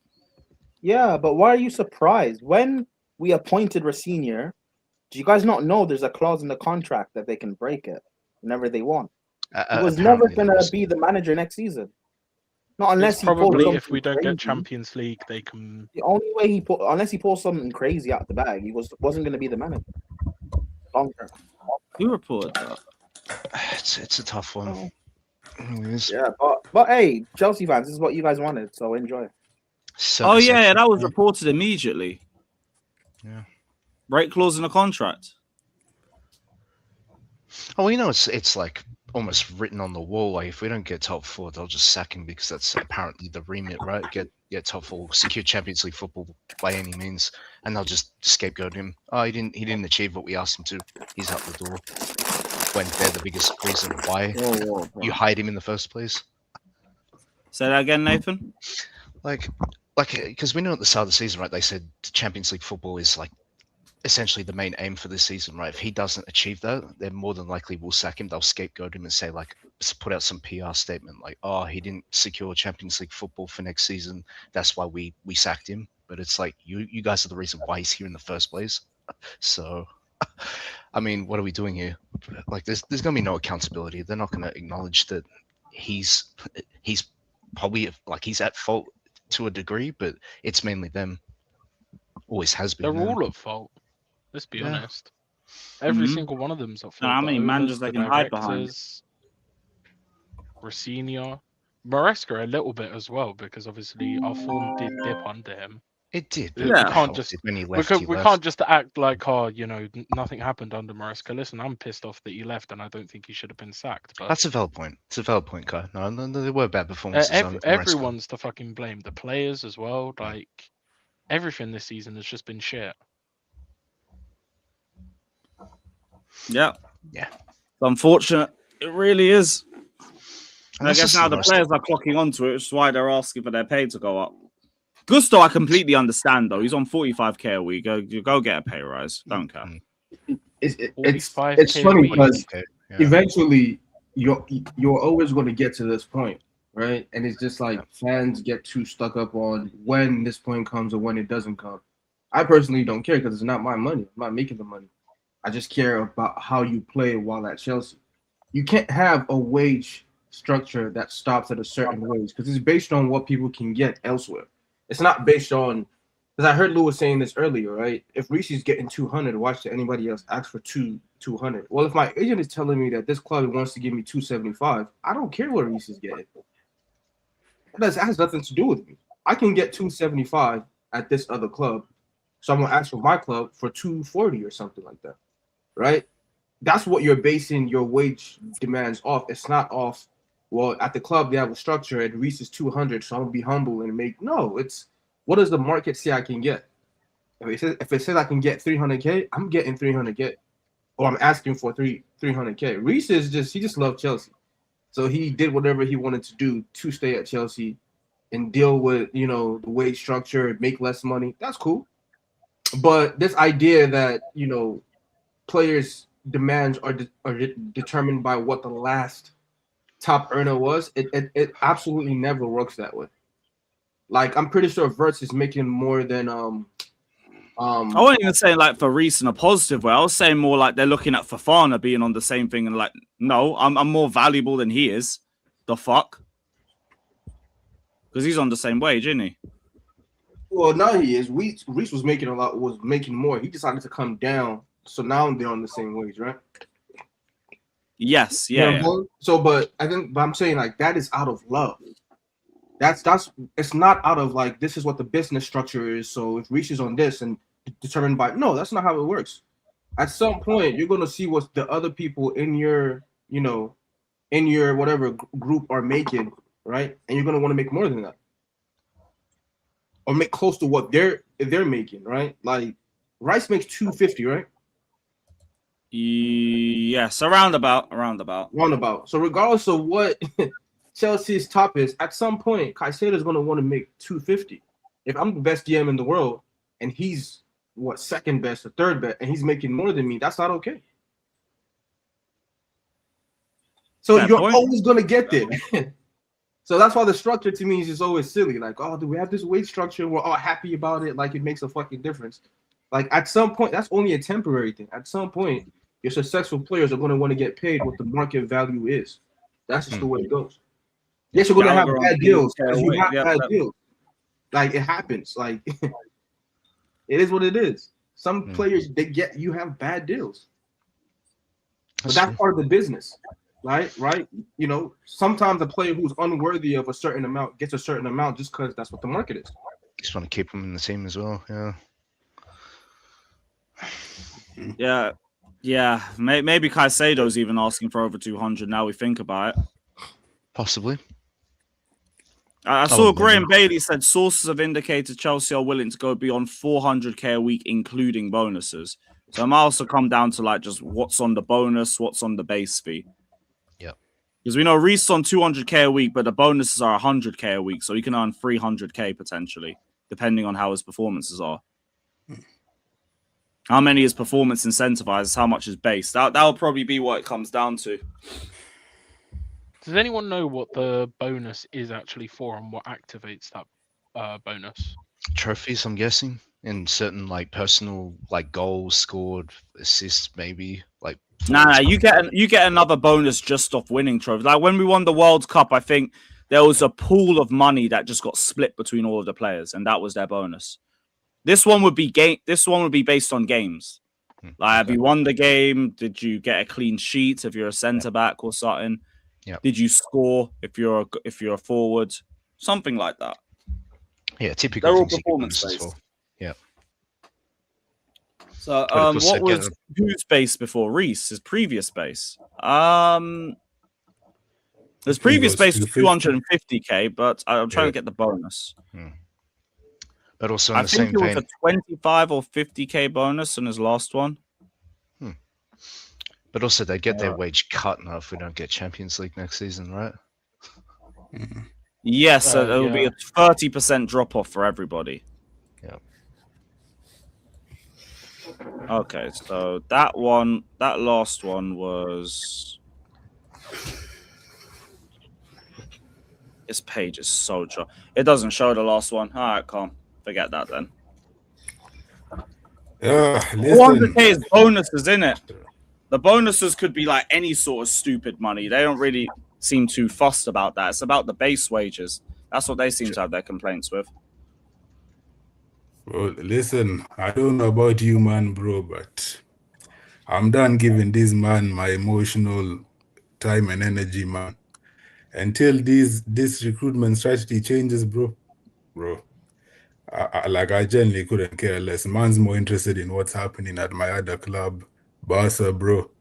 Good things happening there, man. Oh, we got two Barca and Chelsea. Nathan, you are mate. Yeah, bro. Man's interested in what's happening there, man. But Barca and Chelsea. Disgusting. Yeah, Barca and Chelsea. You'd be surprised that you both No, but Smokey's from Barca. I get it.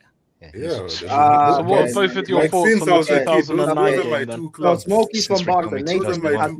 Nathan just has no. How did you get through that UCL rivalry in the 2000s? Yeah, that was tough. Listen, you know, the thing for me about Barca is just I've always loved their style of play, and they've just had top players. Then why are you a Chelsea fan? It's Riquelme. Yeah, that's what. Bro, it's like growing up, like that was a team my dad supported. Yeah. So when you love football like that, that, I become a Chelsea fan. Yeah, no, but I always like Barca as well. No, the press. Bros, hey, how can we have known we have this rivalry? That's the way it was. That's like saying I'm a Blood and Crips fan. Stop that. No. You know, we are It's not the same. growing up. We've had our rivalry with Barca. Hold on, Smokey. It's not We're literally that, the antithesis of Barcelona. Your favorite players hit our club the fucking most, and I hate them the most in Europe. When it comes to Europe, I don't hate anybody more than Barcelona. So the fact that you support both clubs where your legend, you know what Messi says about us, Xavi and these guys. How can you support both clubs? Hold up. Doesn't Messi big up Chelsea, bro? He bigs up Chelsea, man. I swear down. Yeah, he has to be fair. Toughest opponent he's ever come up against. Yeah. He bigs up Chelsea as a rival. Yeah, but he has that respect for us. He has a rival. He said they hated us more than Real Madrid. That's respect. But that ain't. Look it up. They hated playing against us more than Real Madrid back in the day. Real Madrid were ass back then. What are you talking about? Oh yeah, okay, yeah. I thought he said like hated in terms of which club he disliked most. Yeah, but listen, bro, there was a record where Messi wasn't scoring against us, and we would play that regularly. Ashley Cole locked him up. Yeah. But So Smokey, you have somewhat of an excuse. I still don't like it, but at least you have an excuse. Nathan, where does your morality stand? What do you mean? What does Smokey get the pass and I don't? He's from Barcelona, bro. What's your excuse? No, I'm not from there. Like I live here. I'm not from Barcelona. Okay, you live. I'm not from there. What about Nathan? I live here, though. Halfway around the world. What's your excuse? Well, I was back in Malta. I watched a lot of like 2001. I watched La Liga, Barcelona. Like that's. Then go over the Riquelme. That was my favorite player. 2001. Get him out, Lewis. Kick him off. Yeah, stay at Barca, bro. Stay at Chelsea.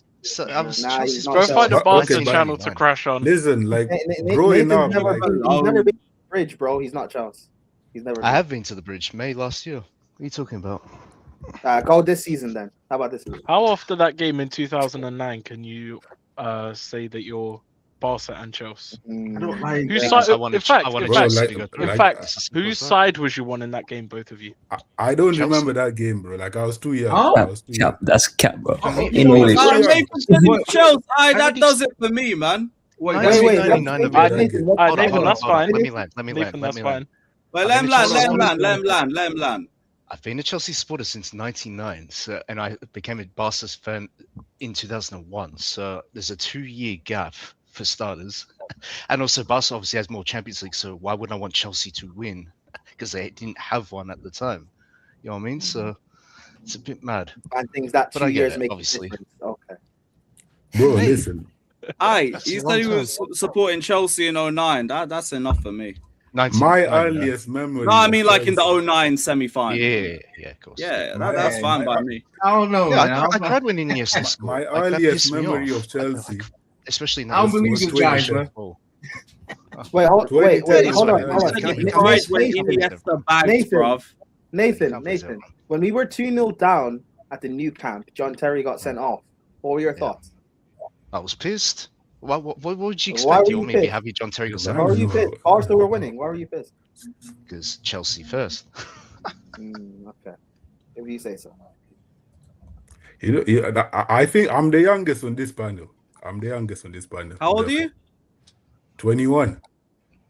Nah, Yeah. I'm 19. yeah. I'm 19. Yeah, I'm 19. Oh, okay. Who's the oldest on the panel?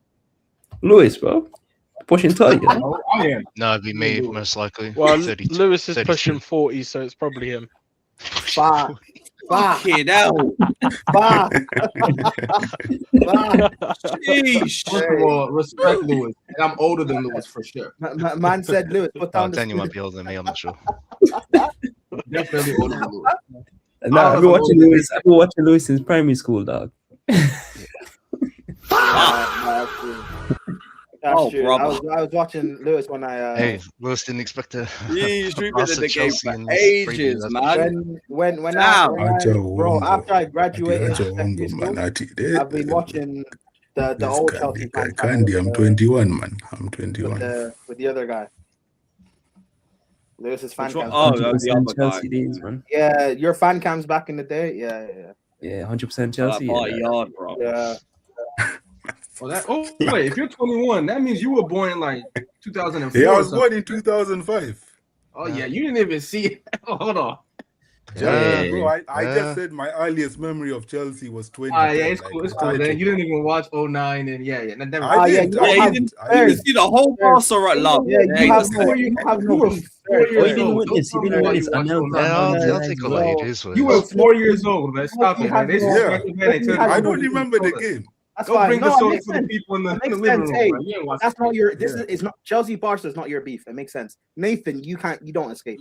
Well, like It is what it is. years You- later, like I Nathan, understood you're old enough what to know happened. better. You can't. Because I actually watched the game years later, but at the time, I was still too young. Yeah. Nah, you don't feel the anger at the time, man. You see, did you watch? Yeah. You saw the No, end I of the saw the game anger. when Balak and Drogba were chasing after the cameras. Mm. That's Not when it happened. Like I watched the game years after. That's Years what I'm after is saying. when I watched the game. Imagine that. I remember but that. in your It's school. a fucking disgrace and all that. Yeah, I remember all that. I hear that. I felt the same way. Wait, did you watch the Ancelotti? How much is that Barca's fault or Tommy Abreu's fault? You know what I mean? Nah, it's Well, Barca still paid him off. energy. You said 21 sounds Well, like 40. That's not proven, but hey, A lot of people tell me that, man. I sound older than my age. Are you? yeah, that's what I mean. Like, boy? 'cause if you grew up watching like Ronaldinho and like Oh, Riquelme, you're like I African. did, like it's a different Am I world. So what? obviously, certain people Are you that African? love football like that much. It's not a big Yes, deal. I'm but I African, hear yeah. it, I see it, but Where are you from? I was born in Kenya. Kenya. Fair. But my compromise was being a Brazil fan. Like I'll support Brazil usually in like the the Copas and things like that. But supporting another club team, bro, I don't care, bro. I really don't care about national teams either. Completed to be high honest, school. Bro, But you club have team- yeah, it is nice, Keisha. a lot of black people support Brazil. As they A should. lot of like Africans or Caribbeans will support Brazil at World Cups. As they should. Like Prom, Brazil has a lot of my people in there, so I fuck with it. Yeah, Brazil. Yeah. You got a lot of Yorubas in there, man. And I mean, You there? Yeah, look it up. Easy 10. Oh, fair. Kondiwa. To be fair, Daniel, I didn't even know you're Nigerian. Fair enough. Anyway, Have back some to me- have some back to respect, me man. being- What do you mean you're not Nigerian? I didn't know you were Nigerian. What do you think I was? Canadian or something? Nah, I just didn't know. I never thought about it. But back to Awesome, Nathan Togo. disrespecting being a Chelsea fan. disrespect this guy. You're proper So- Shamrock now. Yeah, but everyone knows where my allegiances lie. I want to Shamrock Rovers. So, And everyone knows where my allegiance lies. Chelsea won 7 games in the league phase. You can take one loss. So, but Chelsea, Barca. I hope you don't beat Arsenal in the semis. Hope the best for you, lot. Chelsea, Barca, Champions League final. Who do you want to win? It's Oh Chelsea. my! Really? Okay. Yet again, as I stated before, I I'll can't state lie, it bro. again. April was quick with it. I smoky though. You had to Until think about Chelsea No, listen, equals hold up, Barca's hold up. record, it's always going to be Chelsea. If it came down to that, I'm siding with Chelsea, man. I can't lie. Really? Because like I've liked Barca, but Chelsea's always like it's always It's had my my first heart love, still, yeah. man. Yeah. Like It's one of them ones. that's the first club I Wait, supported. Like the first ever player I knew was Drogba. That was the first ever footballer I knew. For me, it was Zola. It was Drogba, bro. I'm gonna be honest with you. I'm a flip end. I love Chelsea, but I would never sign or play for Chelsea. If I was a player, obviously, like I would never. Oh yeah, obviously. But right now, of course, the way the state of the club No. is right now. I'm talking about ever. Like if I Ever, wasn't, yeah. Why? if I wasn't an Why? academy guy, because like you make bad decisions when you're playing for a club that you love, man. You're gonna make bad decisions when it comes to money. You're gonna make bad decisions, and it's gonna hit you more emotionally when they sell you when they dump you. Hey, look at thinking about Reece. Chalobah, no? Look at Just Reece. play This somewhere guy else and signed- love your club somewhere else, man. Reece just signed a death row contract. Yeah, but like obviously players just want like stability in their career. Listen, no? you So guys you can kinda all hear him say. signing you guys a can long all contract. say listen, if Shamrock Rovers play Chelsea in the Champions League final, Chelsea need to lose. Chelsea already have two. It doesn't matter. There you Chelsea go. Listen, A proper. Shamrock Yes, it is. Rovers will never be all of this anywhere near pushback a was Champions coming League from a final. guy that was Shamrock born and bred. Hey, listen, bro. Shamrock Rovers having a Champions League. You know the things I could do with that. Yeah, I don't care. They lost, man. Chelsea will win the next Champions League after. Chelsea win the next one. Doesn't matter. Yeah. Yeah, Oh, man. you know. The Said Al Mala, that'll be the difference maker for that. This Said Al Mala guy, he's going to Strasbourg. I don't know why Chelsea are going to buy him. No, we're trying a bidding war, bro. Yeah, but like he's going to be sent to Strasbourg on loan. Why don't Strasbourg just buy him? Because Why they're not spending 40 mil. So Chelsea will spend the money and Yes. loan him. Yes. Or he'll play for We've us. seen this enough. Someone said, "Lucky you ain't got to worry about the hypothetical prime." All right, bro. Daniel, remember the convo we were having about falling for like players like these again? We had a few guys in the chat saying, "Oh, he's good. He's decent." No, but this is, bro. Lewis, we're gonna do this all the time, bro. We're going to keep doing this. There's nothing like I haven't watched him, right? So I can't speak on the eye test. His stats are not better than Gittins, by the way. Has he had injuries? I don't know, but his My stats only aren't better than complaint- Gittins. like, my He only has, thing he has the is, same amount of goals. He currently has the same amount of goals that Gittins finished the season on, and has less assists. 9 goals, 2 assists, 26 matches. So like, alone. I just feel like if you're in the Bundesliga, right, and you're you're actually a top young talent, you gotta dominate, man.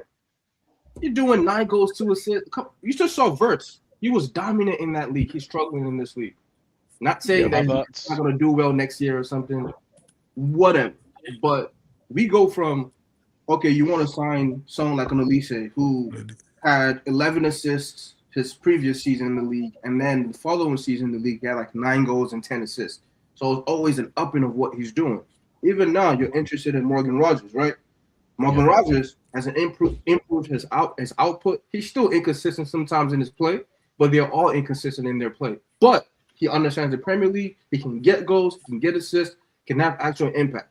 You're going from that to a random kid, and I saw some guys tweeting about him saying, well, why pay 75 million for Rodgers when you can pay, 40 million for this guy? But that's why he's gonna be shit. I'm gonna tell he's gonna be shit unless he's has the mentality of a world-class player. He's not gonna survive at fucking Chelsea. He's competing with 3 other wingers who are also kind of mid, but we have to give playing time to. So it's like, why do fans fall for this every time? Like, why do you spend time going on White Scout and all this bullshit apps? It don't matter. Football Manager, FIFA, I'm not gonna lie. I would love to know the hit rate in the last, let's say, 5 years of Bundesliga attackers to the Premier League. I would love to know what the hit I'll rate tell you is. the hit rate from Bundesliga attackers to Chelsea. Do you know what the hit rate is? Oh, probably none. Havertz, 0%, man. no, shit. I mean, I surely was if gonna you say, 0%. we've had Werner, Even if they're Havertz. young, if they're Schürrle. experienced, if they're talented, if they're whatever they are, And player of Cocu the as year, well. Schürrle, Marco Marin. give it up, man. Schürrle was the only one that was a hit, off the top of my head. Yeah. Bundesliga attackers to join the Premier League in the last 5 years. Let's ask. Let's find out. That'll be a good question. Okay, so we have Erling Haaland, obvious hit. Florian Wirtz, the flop. Miss. That's a miss right now. For now, Kai Havertz, Miss. Sancho, Miss. Sesko, Miss. Unknown. I'd say At the miss. minute, I'd say at the minute it's a miss, they but bought him for. I'd say miss what they Yeah. bought him for currently. Ekitike. Ekitike's a hit. I'm going to say now. I think Ekitike has been a hit. Yeah, he's a hit. I think Actually, no, we got one with like everyone from the last. So I'll just go through. Szoboszlai's not an attacker. I'm talking about attackers. So he's not an attacker. we'll start from the top. Obviously, Haaland hit. Mateta took a while, but hit. Eventual hit. Marmouche. He just went there for like Hit. You'd say hit, no? Yeah, I don't know. His form's dipped, but he's still, not getting when he enough first came. minutes at City, in all honesty. Mm. Awani Miss. missed. Miss. Taiwo Awani, Forest. Oh yeah, who are miss. these guys, I'll bring up on the big screen. So we got Awani, Szoboszlai. If you see him as I see him. as Wait, Scott, did you say Taiwo's a miss? I didn't say anything. Like he Oh, I thought you rated. he had a great first season and he's been arse cheeks since. Interesting. Remember when I told you Chris Wood is better than him? Marmouche is definitely a miss though, for sure. So whoever Miss? he's a miss. I think he's a hit. He's a miss. Hwang Hee-chan. He can't get in the team. That's the only thing. Yeah, that he's a makes quality him player. Marmouche. Marmouche is good. He's a good player, Especially but when he just can't started, get when he minutes. first joined City. Bro, if so- you can't get in the team, that's a miss, bro. Sorry. Hwang for Wolves, I'd say he's been a hit for them. For them, in their Since context. he came Nah. in. Nah, that's a bit of a he's stretch. barely even helping them stay up. Well, obviously now, but he's fallen off Havertz. a bit. Miss. Miss. Yeah, just overall. Damari Gray, miss. Sorry, Miss. I mean, he's English. Kevin Schade. that's been a Hit. hit. Yeah. All right, we're up to 4. Yeah, for sure. Hit. Mazurawi, that's a hit. Defender, Richards defender. We're talking about attackers. Defender, Iverson midfielder. Gruder miss. Gruder. He's back on loan in the Bundesliga. Tell Miss. miss. For Miss. sure. Bailey miss. Miss. Bailey, I think, was a hit overall. To be fair, like for Villa. It was like- I think it was one season. Now they talk about him like he's a bag of garbage. Marlon was all right for them. They probably should. Marlon was a miss. Marlon was a straight miss. Oh, shit at Dortmund. Oh, as well. fair. Maybe I got it wrong then. All right. Change that. Bro, so what we're seeing here, like, I'm gonna be real. This coming Werner. Miss. Miss, Norwich. miss. Sorry, Josh Sargent was a miss. He only started hitting for Norwich after a couple of seasons. What we're seeing here, man said Bryn Larson. What we're seeing here is the hit rate for Bundesliga attackers is incredibly low. At 4. Well, 20%. Rutter as well. Ruter's probably been a hit, but like It's like already low. It's already low for the league. But when you look at Chelsea specifically, it gets even Yeah, lower. he was a miss. We're at like 2%. Yeah, Lookman so didn't work for Leicester either. that's why, like, I'm just not. There's just so much talent in the Premier League. There's so much talent in France and Spain and other places. Just leave this league alone. Krug miss. Leave it alone. I think what I'm seeing based on a lot of the guys that like signings wise is if you want defenders or midfielders from the Bundesliga, calm. The hit rate based on just kind of skimming it as Lewis is going through it is pretty decent. You know, whether that be what's it called? Kind of like Lacroix or people like that. Like the hit rate for Szoboszlai, I think's been a hit. Guys like that for the most part have been actual pretty decent. Like got like from midfield back.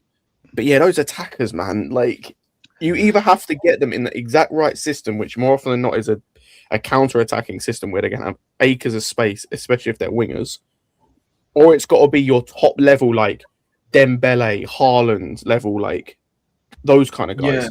Well, you know what's crazy for us? I've always had this. There's been guys where it's like, I don't know who they are. You know, they're from a different team. They're coming in, but usually the Chelsea, like the next Chelsea player, it's very obvious wherever they're coming from. Like if you guys remember when it was Sergio Aguero, it was so obvious he was going to work at Chelsea. Like we knew this was the next Chelsea striker. We fucked that up. Didn't get him. Costa was the exact same way. Like it was like 6 months before Costa came to before the season even ended. We were like, oh no, he's coming to Chelsea. Like that's right. Big up, yo. How are we? Hey, Joey. Oh, good man. Yourself? Sorry, to interrupt you. You good. No, I'm just saying, like, sometimes it's really obvious, like, okay, this player is going to work at Chelsea. Just go get him. You know what I mean? Don't overthink this player. If you're looking for a left winger. Are we talking about Almala right now? We went. No, we we're just talking about wingers. Bundesliga forwards in general. But if you're talking about a wing, like, if you want to, first of all, you have Quenda coming in for 40 million, right? But if you want to get a winger and you want to improve on that area and just not think about it, you know who the guy you have to go get is. It's Ndai. You know what I'm saying? It's like an obvious. No, Ndai is my pick. But the obvious, like, okay, he will obviously work at Chelsea is Rodgers. You mean a striker? Yeah, you're right about that. It's obvious. It's like I big up Kai. Bless up. I don't know if we get him by the way from the reading that I've done on it. I think we can. It's a little bit of a situation of like just a hijack situation. Like, and Newcastle also asked for the same info, put the same info that we did in. So, are you talking about the Mala kid? Yeah, like I said, the kid's cold, bro. He's cold. He just once again, it's like it's about a league situation for me. It's like I always said, like there's certain players that just will work in this league, point blank and period. And he's physical enough where you're like, all right, you could see how it could work, but that's not what we're here for at this point. Like we're not here for it could work. Like we need something that's going to work. Like that's the thing, and they keep on playing. They just keep on playing the game, right? Playing the FM manager game, bro. Like, all right, this worked here, so let's try. He worked here. He has all the potential in the world, so let's get him. It's like doesn't always turn out that way. No. Yeah, I don't know if he's. I also think we should be going for like. You're muted. We should test Tottenham for. No, he's not. See if Kudus if they still want to hold on to Kudus. I don't know what's up. Isn't Kudus injured? Yeah, he is currently. Yeah, he's injured. Yeah. I'm good, bro. He's out till about late April, I think. Yeah, I'm all right. I just think that. I mean, I don't know. I also think that there's something going on at Tottenham right now where it's like people aren't really taking the season serious. Like if I'm Kudus, I'm not trying to come back any earlier than I have to. Like, see the way they switched up for that Atletico game. Like, I hear it. For what we need, right? Like he's talented, but we need players who can lift the level, like or not. I'm not sure how to put it. Who lift the floor level of this team, either talent wise, physically, or mentally. And I don't know. It just feels like he just stops giving a fuck after a while, man. I don't like that about him. And I wanted Kudus a lot 2 years ago, but his last two moves, the West Ham, the Spurs, is just like he's disappointed. Yeah, I mean, wouldn't you be? I'd rather take a risk on someone like that though than Almala. Like, and I'm one of Almala's biggest fans. Like, and or just go get Rodgers or Ndai. Like, you don't have to. Ndai seems like the better option, but. Yeah, Ndai. The one thing about Ndai is he doesn't really stretch the pitch very much, but like that's okay if you play him the right way. Like, and Rodgers is just Rodgers isn't even a winger. Like, you're gonna like put him at wing because of who the other options are. Puts in a shift on the wing. Yeah. So it's like I get where you guys are coming from, but I just wonder who's getting exiled out. Is Garnacho getting sold? Is like what's Gittins happening? on loan, probably, if they can't sell him. Nah, I don't think they, especially like Sending if you're Gittins out on talking loan is about a joke. recouping, like because the way they sell Nathan is about recouping money. They want to recoup Like, the money back. They won't be able to recoup the amount of money on Gittins at least this year. At least with No chance. Garnacho, they have a chance at 30 million, around 30 million to be able to do so. You know what I mean?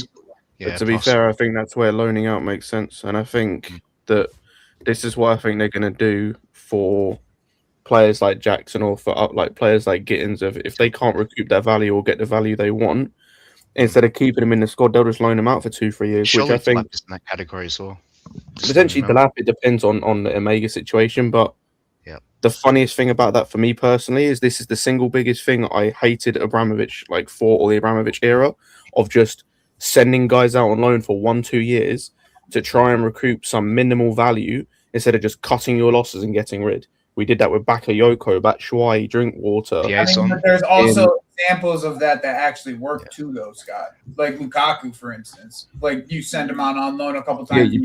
You said money. that's fine. We sent Lukaku to Inter, where it was always going to work.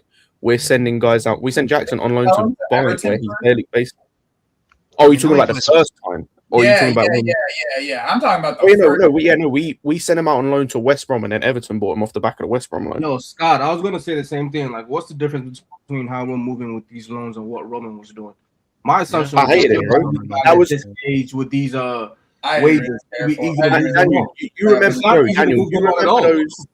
Daniel, you remember, or you might do. You remember those debates me and Alex used to have, like, what was it, 3-4 years ago, where it was like we used to have debates about the way we were loaning players, and he was like, "Oh, it's fine because we're getting loan fees for these guys like fucking Batshuayi that we're trying to, get an extra 5 mil from Leeds for." Like that's a totally.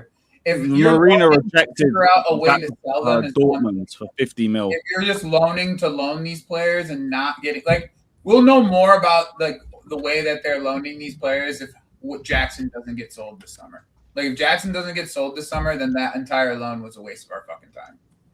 No, their loans are always. That was a waste of our time anyway, man. Didn't he fucking Delap?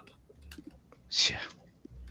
I mean, that's a totally different conversation, bro. Like.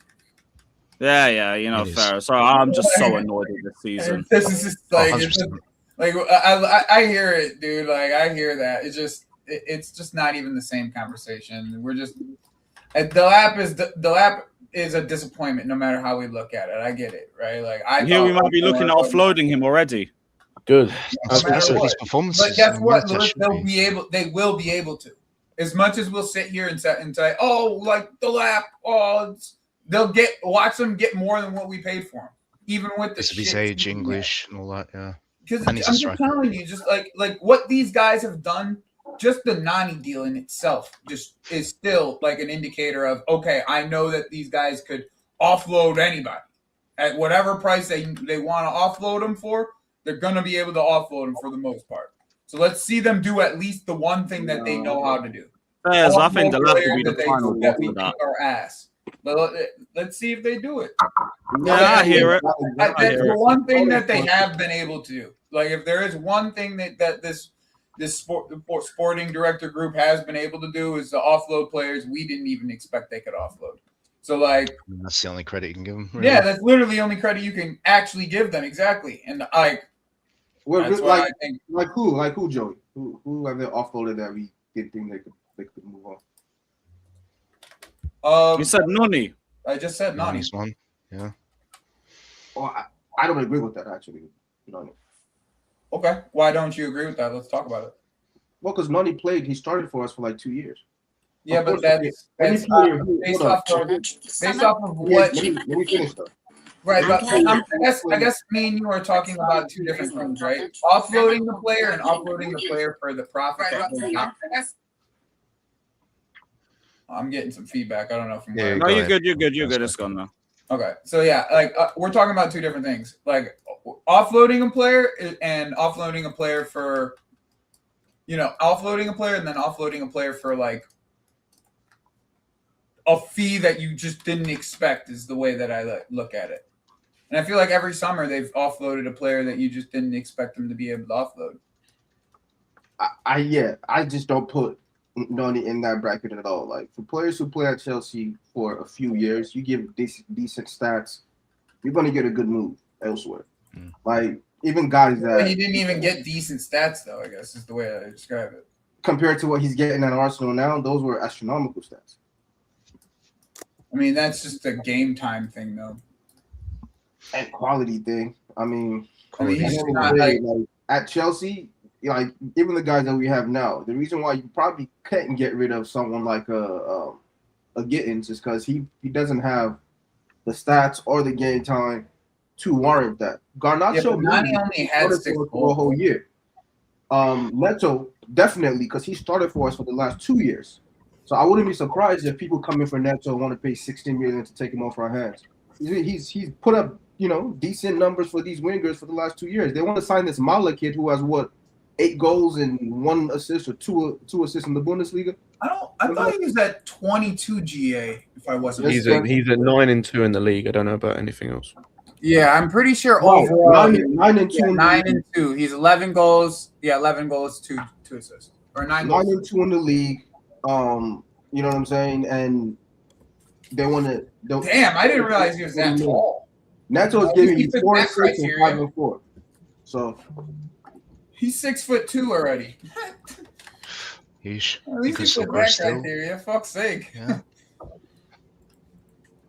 But yeah, I hear you though, dude. For me to be able to move guys on, they just have to play a lot of games. If they're not able to play, oh, so you're just saying like volume of games is equal to like to increase their value. Being able to get rid of them is what you're saying. Yeah, like we got rid of Gallagher, and everybody thought we all thought he was shit, but he played a lot of games for us. So he did. You're right. He did play a lot of games for us. He's going to be interested and going to be like, oh, you know what? Let me take a chance on him and let me see what he can do because he's played for Chelsea for this many games.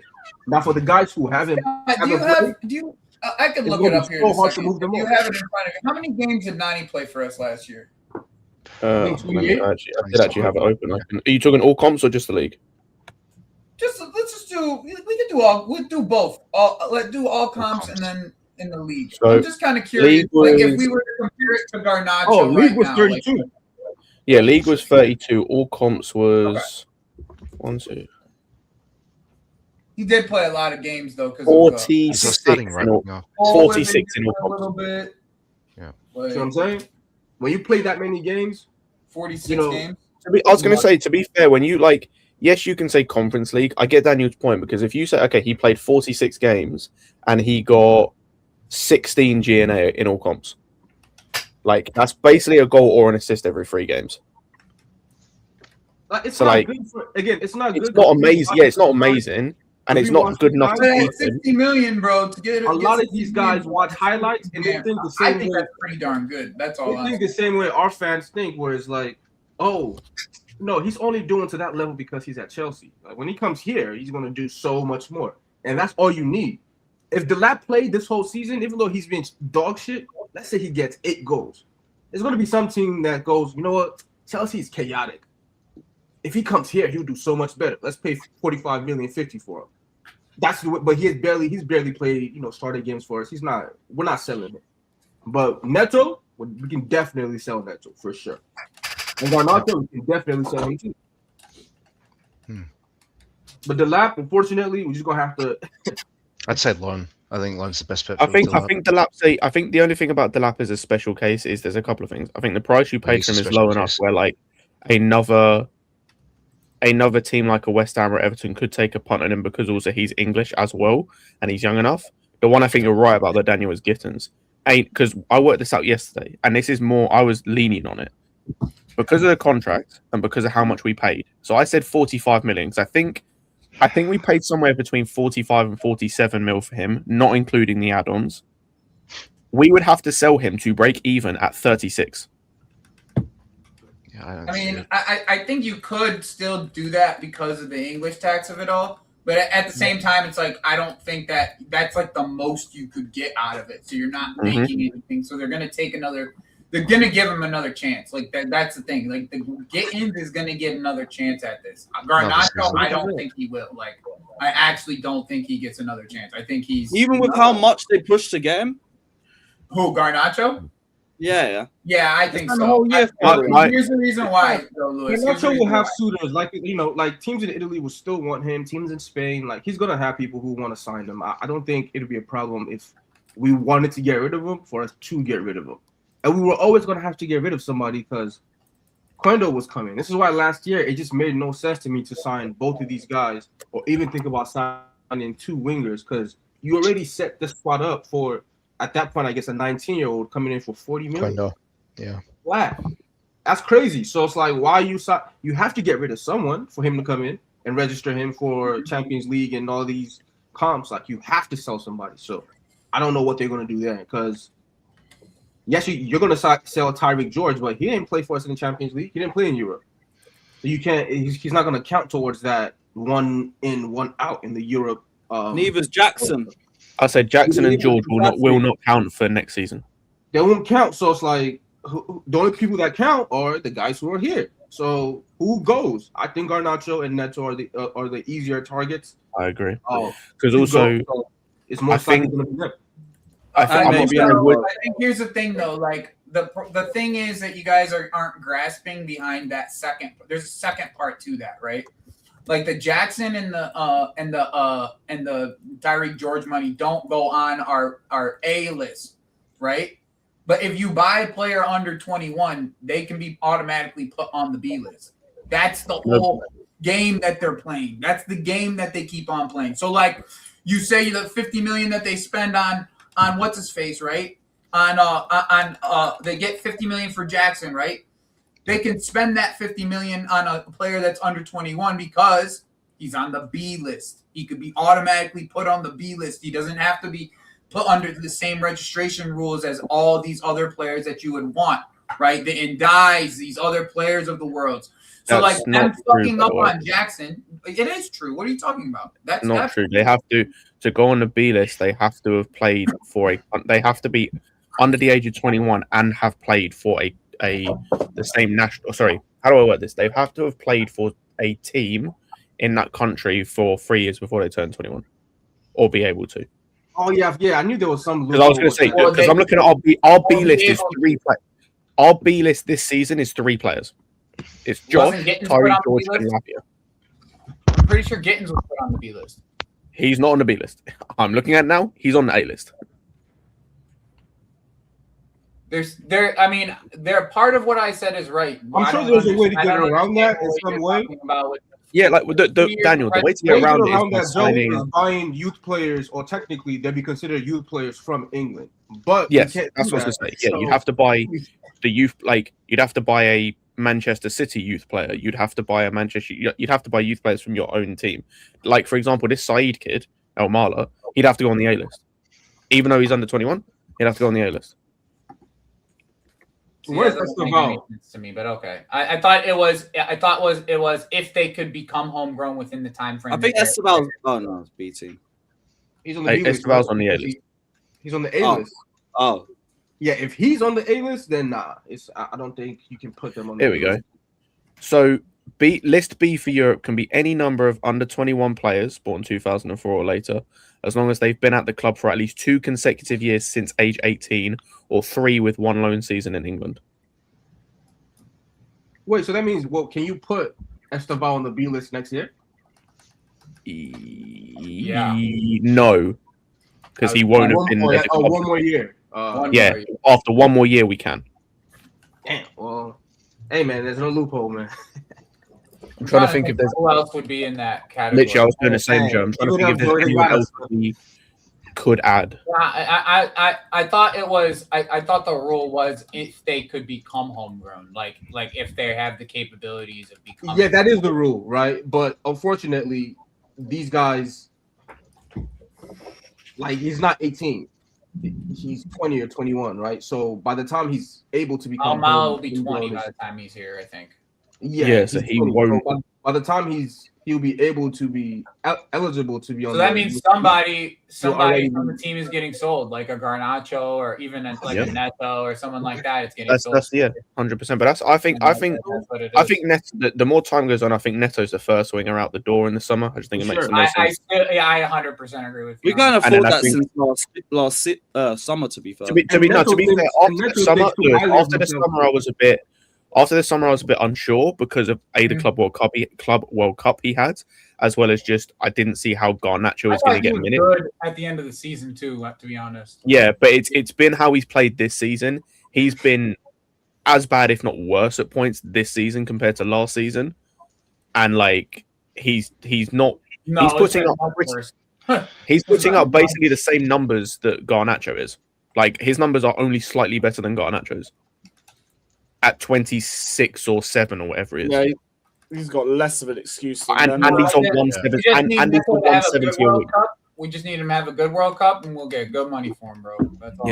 Yeah, I say he's on 170 as well. I think he's one of those players that all of us Chelsea fans need to have him have a good World Cup, bro. Like, if he has a good World Cup, we're gonna make good money off. Nah, don't worry, we're gonna make good money off him. Neto, he's somebody who he thinks very highly of himself. So, and it's not like we've been benching him. He starts damn near every fucking game for us, right? He's a key player here. So I do think, like I said, if you started for Chelsea and he has decent numbers according to what people like in these days, you can definitely sell Neto for a decent amount of money for sure. I don't know if you get 65, but I think you still can. I still think you could get the money you spent on him personally. You probably could get that. So I think he definitely leaves in this summer. I don't want to see Mala. I don't care how talented he is. I'm willing to be wrong. He could go to any other team and be great. I don't care. Just get the sure thing that is good enough for you in the Premier League. Or fuck all that and go sign center backs. Go sign areas where you actually need a certain level of quality. Forget, wanted to get another winger, whatever. If you can't get these top talents, I mean, to be honest, they should be able to do both. Like, they're not going to be able to do both. We know that. Like, I know, but like, if you're telling me, like, I guess here's the thing, right, Daniel? The way I see it is this: if you're telling me it's Almala and I'm getting Murillo and guys from inside the Premier League for center backs, like, then cool. Unfortunately, I don't actually know if they can. The problem is, get those center backs. The problem is that they'll go and do this, and then they'll go get a center back, a 20-year-old center back from from the French league. Like, that's the Joey. The problem you're going to have, and this is where I don't know if they can do it. If we have to do this sell to buy thing again, which it looks like we do, because like for example, Murillo, right? That's a tough question. If say Forest stay up, how much do you think Murillo is going to cost us? 50, 60. Cool. That's effectively the sale of 2 centre backs to offset that one player. Okay, but and you still then need to sign another centre back. So the problem I have is I don't think you're going to be able to do all of it. So I agree with Daniel. Prioritize what needs to be done first. Do the centre backs first. If that means you have to sell a winger and like to get a centre back, cool. You don't have to then go and replace it because, like Daniel said, you've got Estevao, Kenda coming in. You might have Enciso. I still don't know what the fuck's up with that transfer. Yeah. You've got that in the pipeline anyway. You don't need to go and sign another winger to replace the winger you sold. That's what I'm saying. Of like, go and do the stuff first, and if you've got money left over, or you've still got a 1 or 2 players you can sell, and the centre backs are sorted, then do your winger thing. I don't care at that point. You've addressed the centre backs. I don't necessarily disagree with you guys. I think just try to bring more balance to your team in the summer. As much as I hate, this is my problem, is that we all can think of easy ways where they can improve the squad without spending a crazy amount of money, or without spending more than they spend every summer. Like if you say the budget is 150 before we sell somebody, or 100 before we sell somebody, or it can rise as we sell people, we can all think of reasonable ways, because there's reasonable ways for you to go out there and sign 2 top center backs for this league. And if you want to add some physicality to your midfield because Enzo wants to leave or these guys want to leave, then do that. Use that money to improve your squad overall. If there's still money left over, like Scott said, then you go and you improve again on an area that you've tried to improve on for 3 years. We signed wingers every single year coming in, and it's just like, yo, give Gittins another year. I think he's shit, but listen, you chose to buy him for the money you bought him for. You have to see if he's actually good. If we're talking He's at about least had a lot of minutes, yeah. You can get good money for him, but yeah. youth wingers. What's that blonde youth winger we're always playing? What's his name? Jesse Terry. Play him. Yeah, I promise you. I'll tell you this for free. If Mala comes to this league, he's going to struggle just like Derry will. I don't know how Derry wasn't on any of the benches when we've got no other wingers to turn That's to. all the briefs he had. He went with the squad, but he never was on the bench. These guys, even though I hate that I'm even saying, yo, where's Derry and all of that? Like, you know what's why crazy? not? If they use Derry enough, our youth players are easy to get off for 25, 30 million. That's extra money for you to spend to get whatever you want to get. But they've given up on like using those guys in the right way so they can get money off them. They're not even doing that anymore.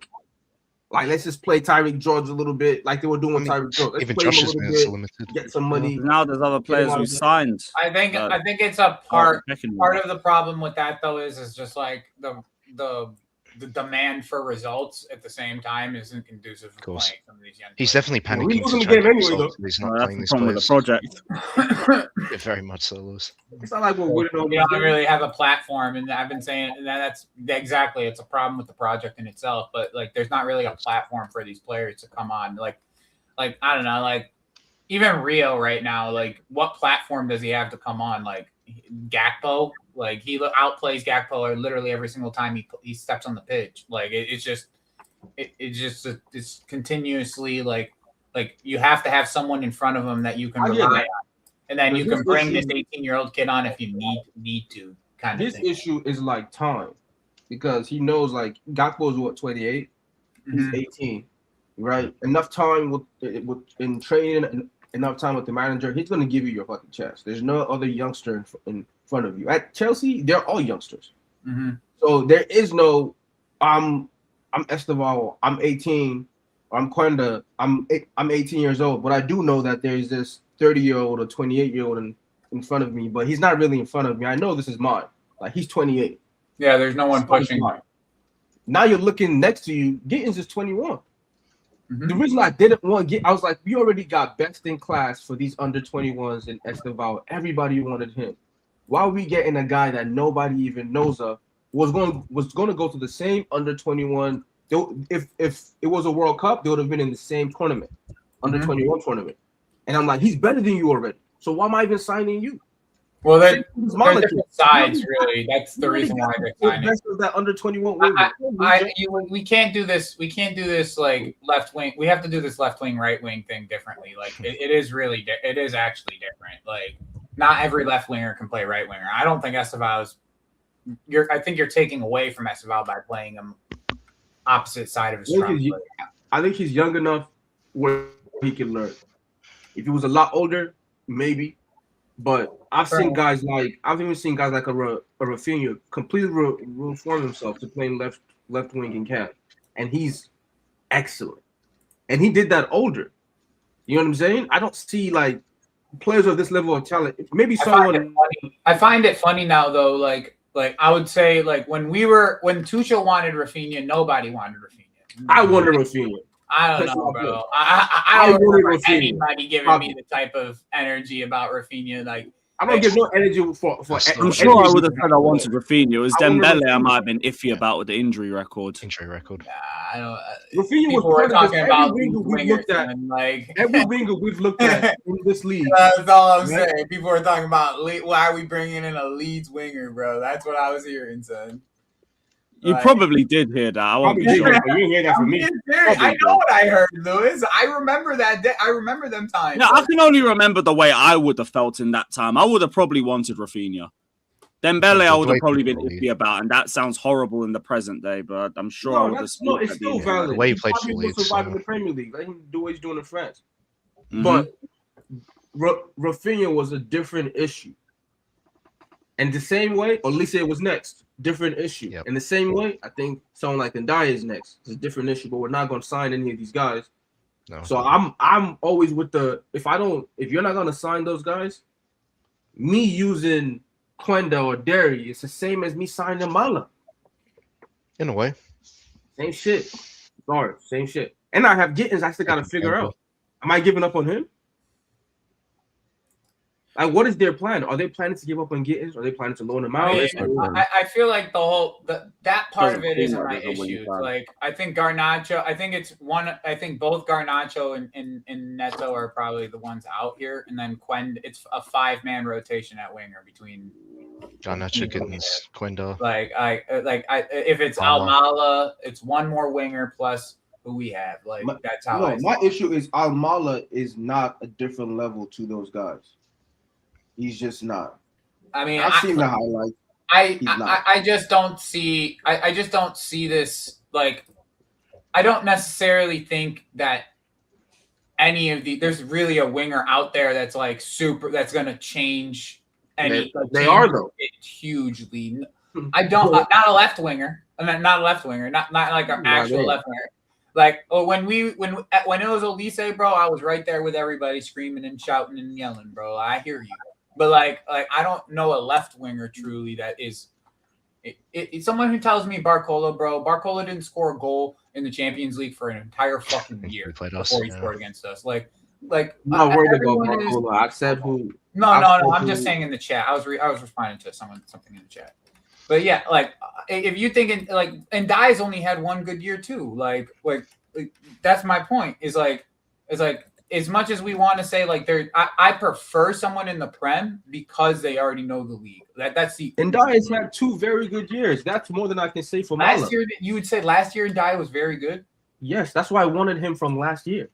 I don't think he was very good. I just think he had. He was. I think he had sparks. He was. He needs to improve. There's improvements to be had, but he's already the best dribbler in the league team. I don't see anybody who dribbles better than him. That's a skill level that. Ryan Cherky, but he's not a winger. But yeah, I don't think Cherky's a better dribbler, but I just don't think he is. All right, we're gonna we'll agree to disagree. We don't have to really push that. We're gonna see him this weekend, and like you see what I'm talking about. He's crazy. Yeah. He doesn't lose the ball off his feet. My thing is like with a player like that, we see how many 1v1s our wingers get with nothing, not even an attempt to beat this player or whatever. Mm-hmm. And this is somebody who's successful in this league. So for me, it's either him or Rogers. Once again, I don't disagree with you. I don't disagree with you. Liao says L9. Big up L9. Hold on, Joey. What I'm saying is that those guys are clear upgrades. But if you tell me I can't get those guys for you because of the money or the wage or whatever, cool. Don't sign anybody there. Figure the center backs out. Figure the center mid out if Enzo wants to go. Yep. Right? Figure that out. Important. Yeah. Let's see what Quenda and these guys can do. Because Mala, if you're telling me, because we've seen what Quenda has done in this league and in the Champions League, right? Yeah. What the fuck is Mala done in the Champions League? He's younger than them. 40 million, same price. So you want both of them to come at the same time? How does that make sense? Doesn't make sense. That's what the aim is. It doesn't make any sense. That's the thing with the midfield, though. If you lose Enzo, they obviously think about they got Lavia and Asuga. So that's the thing. I don't expect them to. No, Lavia needs to go as well. Be real. What was that? Lavia needs to go as well. I don't care. Yeah, let's see how long he stays this time. I'm gonna be honest. All 3 of them need to go. Like not permanently. Asuga needs a loan though, bro. Like he's played no minutes outside of that 55-minute cameo against Wrexham. Yeah. Nah, he can stay. I don't know. I'm more lenient towards Asuga. Yeah, Lavia here if people want to sell him. He's on low wages and also the talent when he does make an appearance. But let's just see how long Lavia stays fit. That's why. If he's gone in another week or 2, then whatever. White flag. I don't believe for 1 sec they're going to target Wharton or Baleba to replace Enzo if he's sold. Or I'm gonna be honest. They shouldn't, depending on what the plan is for Santos, though. Like, even he's under question now by ownership. If Santos gets sold, then yeah, he's not untouchable. Because we heard links to United with Santos, so they're already sort of trying to put the idea out that he could be up for sale. When they cut ties with him. We know. Listen, I feel like he's getting sold because he's getting a lot of revenue, and I think Enzo leaves as well. So there is going to be some sort of difference in the midfield come this summer. It's going to be a little bit different. Cannot be nuking the only part of our squad that we've got confidence in. Surely not. But they don't even display that level of confidence in it until they have to. Well, Santos has got more minutes now. We're better than what we had under Maresca. He got more minutes till he had one kind of mid performance against Burnley and then got dropped. Yeah. And was sent to the shadow realm.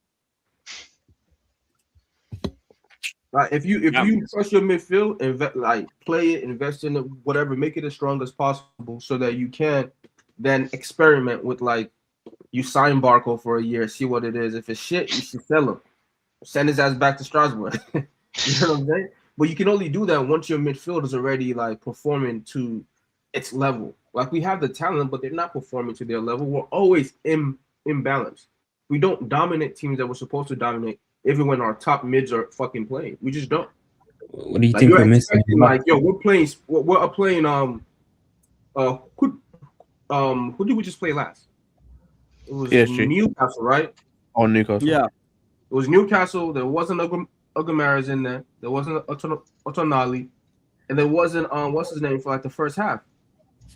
So if you can't dominate and just completely control that midfield, there's something going on with this balance. And I'm okay with anybody leaving. I've accepted, okay, you can lose Santos, but who are you going to sign? I don't even say we lost that midfield battle. There was obviously the goal, but then there was no midfield. We didn't lose it, but we didn't dominate.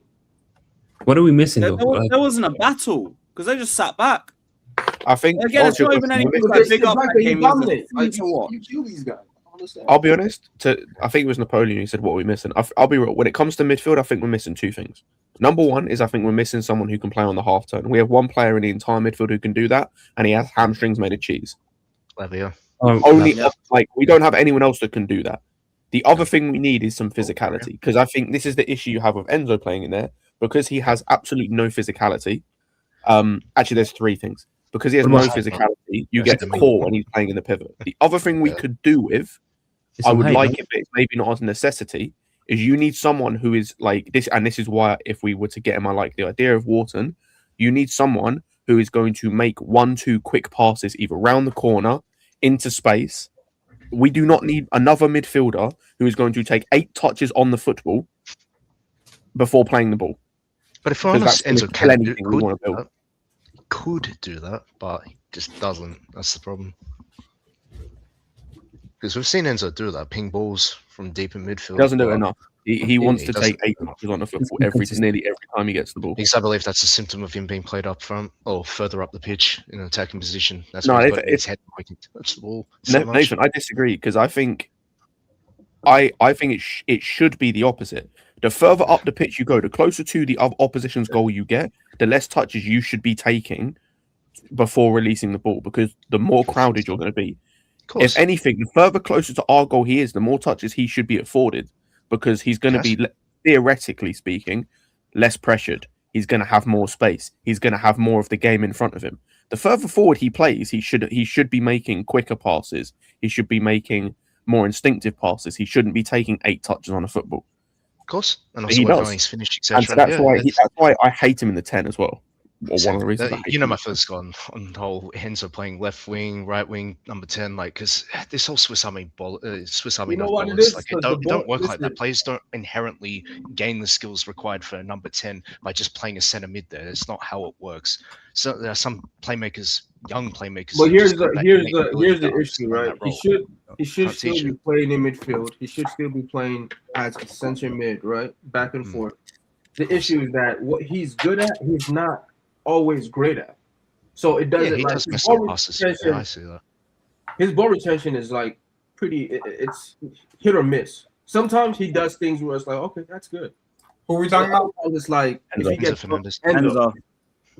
The thing is that if his ball retention was a lot better, I think the midfield could work the way it is. Because you can fire the ball into him in those areas and you know he's going to keep it. You know it's not going to come back and come back at you. Because we know when it comes back at you, he's out the game because they've beat him with the fucking first step. Yeah. Caicedo is going to dive in. So it's either he wins the ball or he fouls the guy. It's one of those two, or now he's out the game.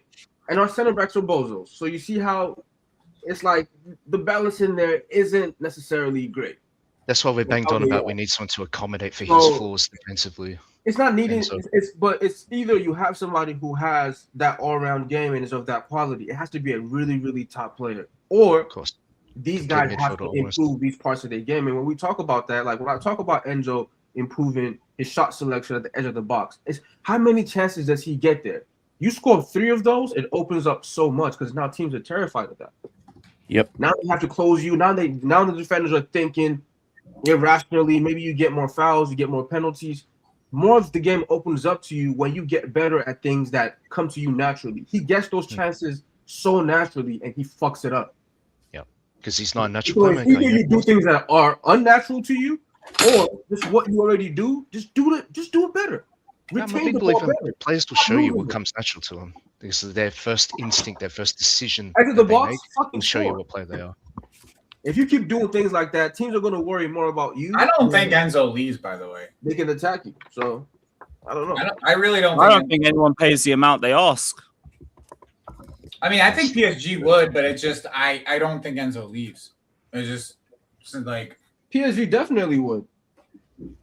Like, there's teams that would pay more. He have a lot more time on the ball out there. He can, he'll take his time, but he'll have to get better at the things I'm saying he needs to get better at. Because at PSG, the regista is Vitinha, so he's not playing as that. Right? Bro, PSG ain't paying 120 for Enzo. They're not paying 120. Yeah. Enzo's going to leave for about 85, bro. Yeah. Stop it. He's not But gonna be PSG wouldn't pay that. They don't need Yeah, they him. would. They do need him. There's a They're midfield spot 100%. open. Bro, look at them midfield. Why would Do they need you know how old Ruiz is? Fabian Ruiz. How old is he? How old? He's in his 30s. 33 or something. Yeah. Oh, okay. I wasn't aware of that. There's your replacement right there in Enzo. Yeah, he's 29. He's going to be 30 by the end of the season. Yeah, he's going to be Still about the right time he's anyway. He's an injury risk too, as well. I think they'll probably just go for like a younger midfielder. Like Yeah, somebody. Enzo's 24, brother. No, but I think they'll go for like somebody up and coming. They already Mayu used good though, Jerry bro. Emery. They got Shaw Neves. Yeah, that Mayulu's good though. Like he ain't. Yeah. They got That Zion. Mayulu- Zion Yeah, but Emery. they use him like a Swiss Army knife. Like he plays midfield, he plays as like the false 9 on the wing sometimes. I don't know, they use him He's there everywhere. for me, bro. He's literally there for me. Like the way they use him is like for me. But yeah, they already bought that young midfielder. They got Joe Fernandez from Barcelona. He was on the bench for them the other night in both legs. Yeah, but that's super young. Like And he's 100%. But yeah, that's what I'm saying. They've already bought that young midfielder. They have Zaire Emery. They have the other guys. Like the next step for them in that midfield, if they want to make it better, is buying a guy like Enzo. Is buying someone who's kind of in the middle. You're 22, 23 level or like age, who's probably on the cusp of, like Daniel said, if they can improve a couple of things and in the right system, on the cusp of stepping into that same model. Like it's kind of similar to Vitinha. It's just the starting platform is. You made that move to PSG around the same age as well, right? A league that gave him a lot more space with better players in midfield. It'll look good. Better. The thing is this league, bro. This league makes these midfielders look like if you don't have PNP, you're not good enough. Nah, it's not about PNP. No, it is. It really is. Nah. Like if you don't have enough power, and if you don't have enough power to be able to be good enough on the half turn, because like part of being good enough on the half turn is being able to deal with the challenge. So like, even with Enzo not being good on the half turn, how many chances does he get at the edge of the box? Too many. I mean, he would get quite a few. He gets quite a few. What does that have to do? PNP, all that has nothing to do with the fact that he gets those chances on a consistent basis, and he's a zero threat. I can see Atletico point in that question though. I might be missing the point in that question. Like, what does him having chances at the edge of the box have to do with like anything? He asking him to get good at the things that he's already good at has nothing to do with him not having PNP. Like, because he already gets in those positions without having whatever PNP people are looking for. He gets there. Finish those chances. Make yourself a threat. Open up different areas in your game. When you have chances to make a through ball or get those passes, get them right. Because he'll get it wrong, and then get it right in the game. Right? Be more consistent at those things, because those things open up for you right now with whatever PNP you don't have. And you're not going to get more PNP, so just get better at those technical things. I hear you. If you're talking about Enzo getting better, I hear you. I'm just talking about like in general, like. No, but I mean, I'm not. If he wants to be a world class player, he has to get better at those things. He's not going to play as a because his ball retention is poor. You're not going to receive the ball under pressure of two players because we know you're going to lose it. So why would a manager play you there? It's not because you're not strong enough. It's because you're going to lose the ball. Vitinha plays there because he's not going to lose the ball. So it makes you think twice about pressing him. Mm-hmm. And he has a lot more time on the ball. The two other teams if you get better at that, people won't press you as much. You have more time to pass the ball. But they press you because they feel Madrid may come in from though. Even though they don't have. Yeah, Madrid will be what he's waiting for. Madrid or that's his dream. Madrid even. But the Atletico. Yeah, them sort of. Anyways, I don't see him leaving for anything less than 100 million. I don't see. I think 85. But I could see around the 85. Yeah, because whatever. Plus add-ons. Yeah, whatever would at least have him break even on what we paid for him. That's what it is. Yeah, yeah. Which would probably be around 85 by now. Yeah, probably. So yeah, if we can get that sort of amount, maybe he'll get his wish. If we don't give him the money that he's asking for, my bigger one, Caicedo. What is he asking? I don't want to see what the Caicedo situation is. We don't know, Daniel, but it's probably around the 250, close to 250. I don't know. Plus bonuses. I don't even know if that's true or not. There's other stuff about. We can't really know, Joey, can we? Yeah, they gotta make that. I don't want to say that you're wrong. I'm not saying you're wrong, bro. Like, I don't want to make it like I'm right. I would like to say I'd like to say somewhere around where Reese is. Like that's probably what they're probably trying to offer him. Yeah. Yeah, I think that'd be the same for Caicedo as well. Mm-hmm. So it depends on how much bonuses are being offered on top because Reese has got 100k extra in bonuses. Yeah, but Reese's bonuses are probably like appearances bonuses. Yeah, appearance based. Hey, if you play this week, you get your 100k extra. So he's probably going to make 300k most of the time. Exactly. Speaking of Reece James, is Reece James out for the rest of the season, or is it like just a couple weeks? They want him back for the United game. That's what Simon Phillips reported. Okay. But Fabrice Hawkins said 2 months, which would take. Don't let Reece miss another World Cup. Just leave him alone. It's over, bro. Just rest till the World Cup. Honestly, like for England's sake, you guys got to do that. Yeah, that's what it is. It's all like I'm asked about this season anyway. This guy's a bozo, man. He played in like 4 games in a row. In midfield. He's a bozo. Those are briefings about ignoring the medical team, though. That's what I want to know. What about the goalkeeping situation? You think he's going to continue like Pender's in the bag for next season? You think he's actually because bro, I don't see any comps. I don't see any comps. By fire for fucking Penders, man. I feel bad for him. I always want young goalkeepers to like not have that level of pressure before you like you don't even have the confidence of, you know what, I want my league or something, you know what I'm saying? And you're coming to be Chelsea's keeper at that age, that's rough. But if he's the one, bring him in.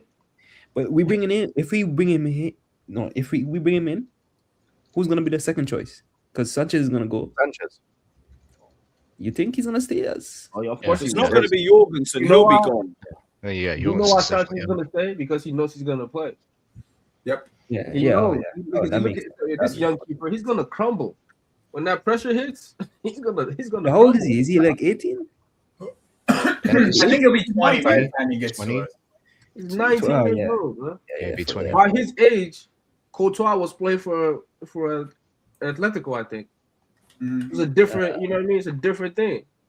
Challenged for the league twice before he came to Chelsea, so you can understand. Now that backfired because then he ended up, but ended up making them more, wanting to join them. Yeah. But you had the perfect situation at Strasbourg right now. Let him be there for a couple of years. You know what I mean? Improve that team enough where they can play in Europe in an important part of Europe, and then we'll see where he's at.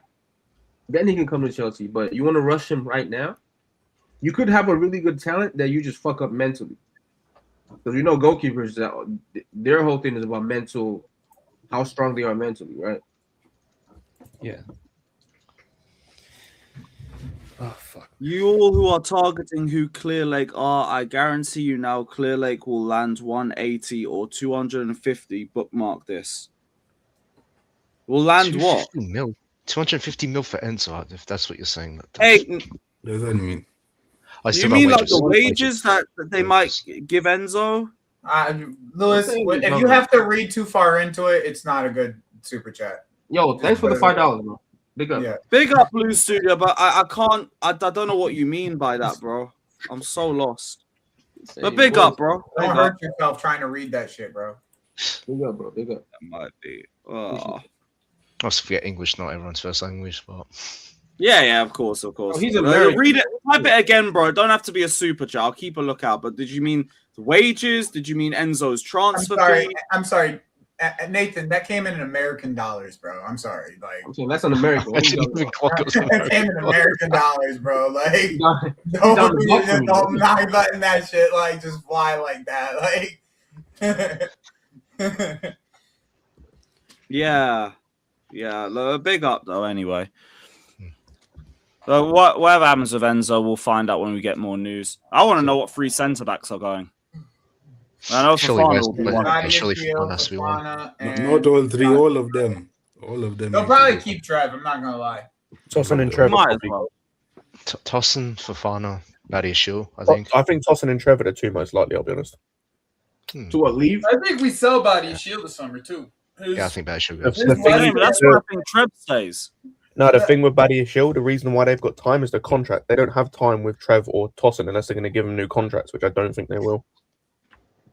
I think Chalobah could. He's only on 50k. All of them. All No, of them. but Lewis, why? That's not happening, though. All of them. I don't understand why you'd give Trevor a new contract if you're just looking to move him on anyway. You've now got a perfect excuse.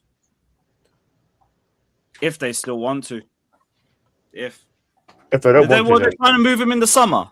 Bro, how long have I been saying this since the season started? Pretty much since the season started. Sell all of our center backs. All of them. Levi can stay. Maybe even Josh can stay. Mamadou Sarr, see you too. I don't care. Sell all of them. All of them.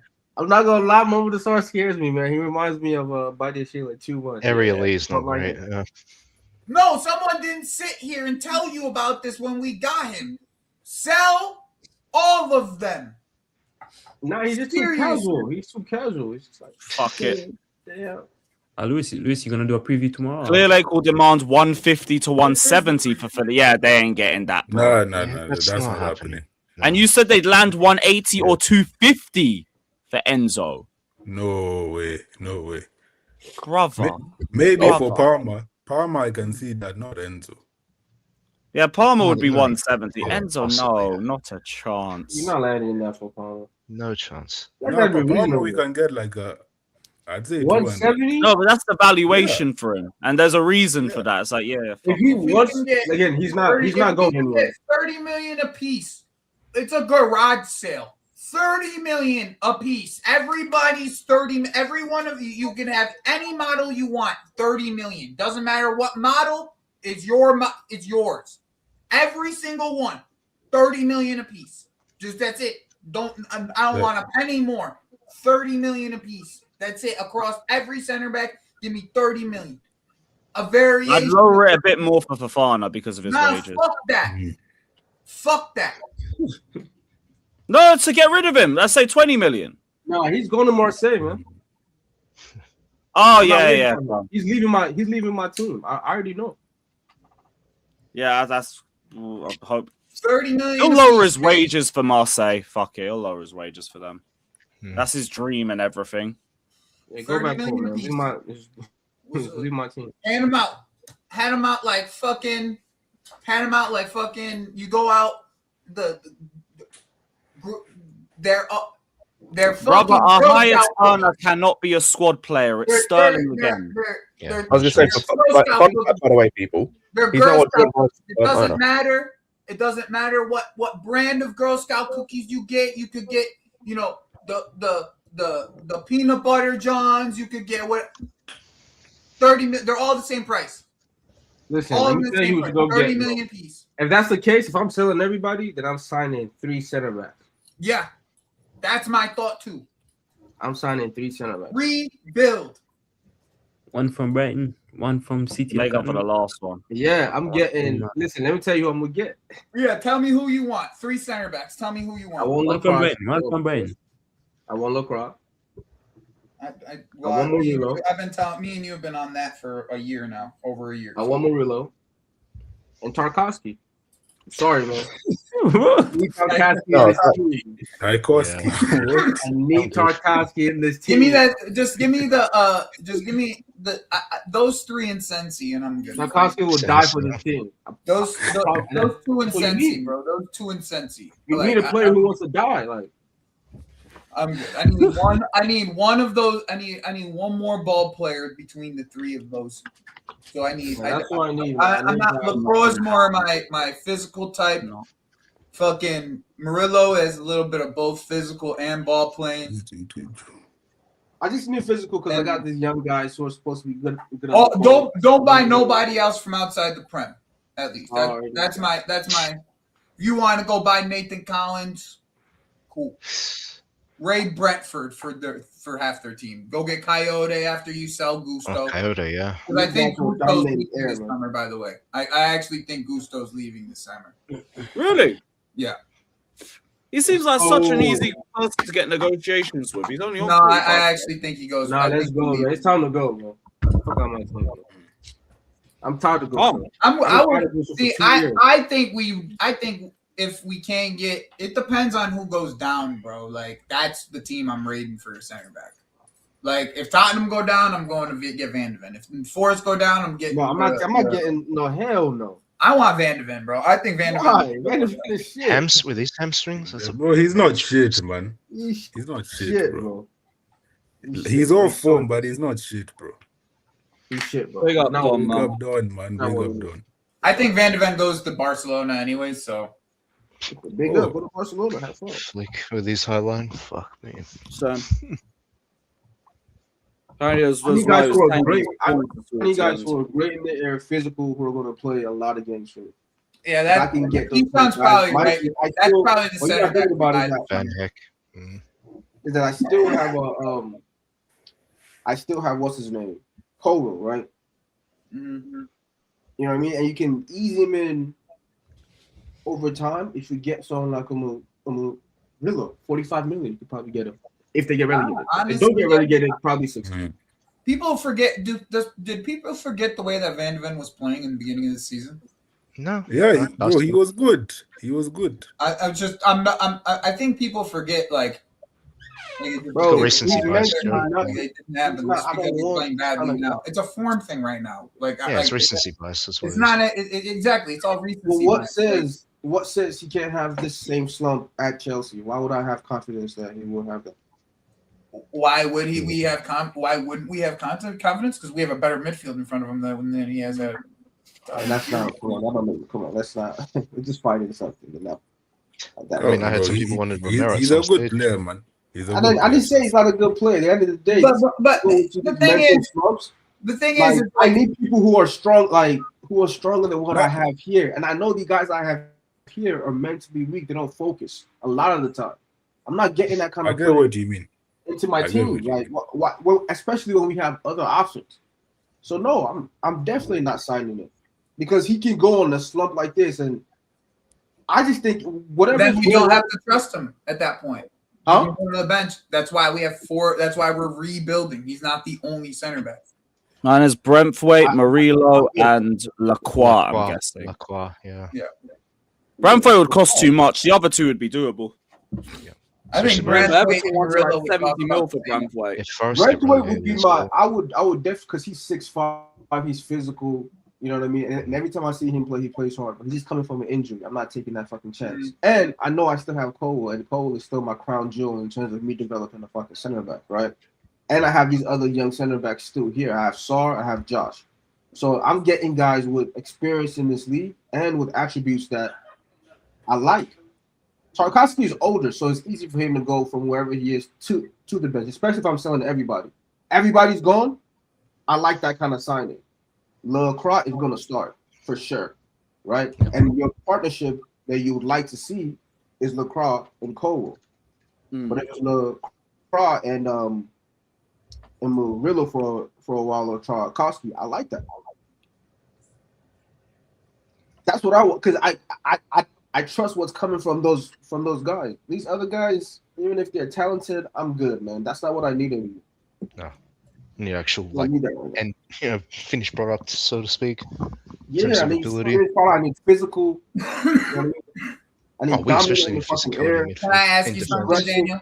That's what I need, bro. Daniel, can I ask you something? Cole can tippy tap when he comes back. What's the difference between Van de Ven and Lacroix? Last few points, I got to wrap in a few minutes. Cool. Level of consistency is very, very different. Lacroix doesn't have slumps. He might have a few bad games here and there, but he doesn't have slumps. I mean, they went through like a 9-game losing streak earlier this season, and he was part of all of it. Yeah, but their backline was still solid. But Teto went how many games without scoring? Like 12 games. That is a good point. They didn't score a lot of goals during that time. They just couldn't score a lot of goals. But my whole thing is like, I know what kind of defender he is. I know he's not going to go on crazy slumps. I don't want any player who has that. Unless you prove to me otherwise, you have years of like, okay, you're not going in slumps. Now you're mental, because that's what I need. It's not really I need the talent. I need a guy who can, because my team currently is supposed to be the 4th best defense in the league. Last year it was the quote unquote 3rd. But we know we need something more than just being there and being decent most of the game. Like, there's something mentally missing in these players here. Van Hekke is a good shout. It also comes down to fatigue as well a bit. Van Hekke is a good shout, and he is a Brighton guy. I'm starting to trust this Brighton model. I ain't gonna lie. Just let them play at Brighton for like 2 years and then sign them. That's how clear they get you, close the show, bro. Close the fucking show, son. Facts. That's how they get you, bro. Caicedo, Cucurella, come on, it's solid. Let them play there first. Don't sign them before they go to Brighton. Let them go there and play there for like 2-3 years and then sign them. Oh, brother. You, man, we're going to wrap this. I've got Chelsea to be waiting for me anyway, man. I panel, love every time, guys. It's been a great conversation. Big ups to chat every single time, man. Like, subscribe. We'll be back tomorrow. Up the Blues.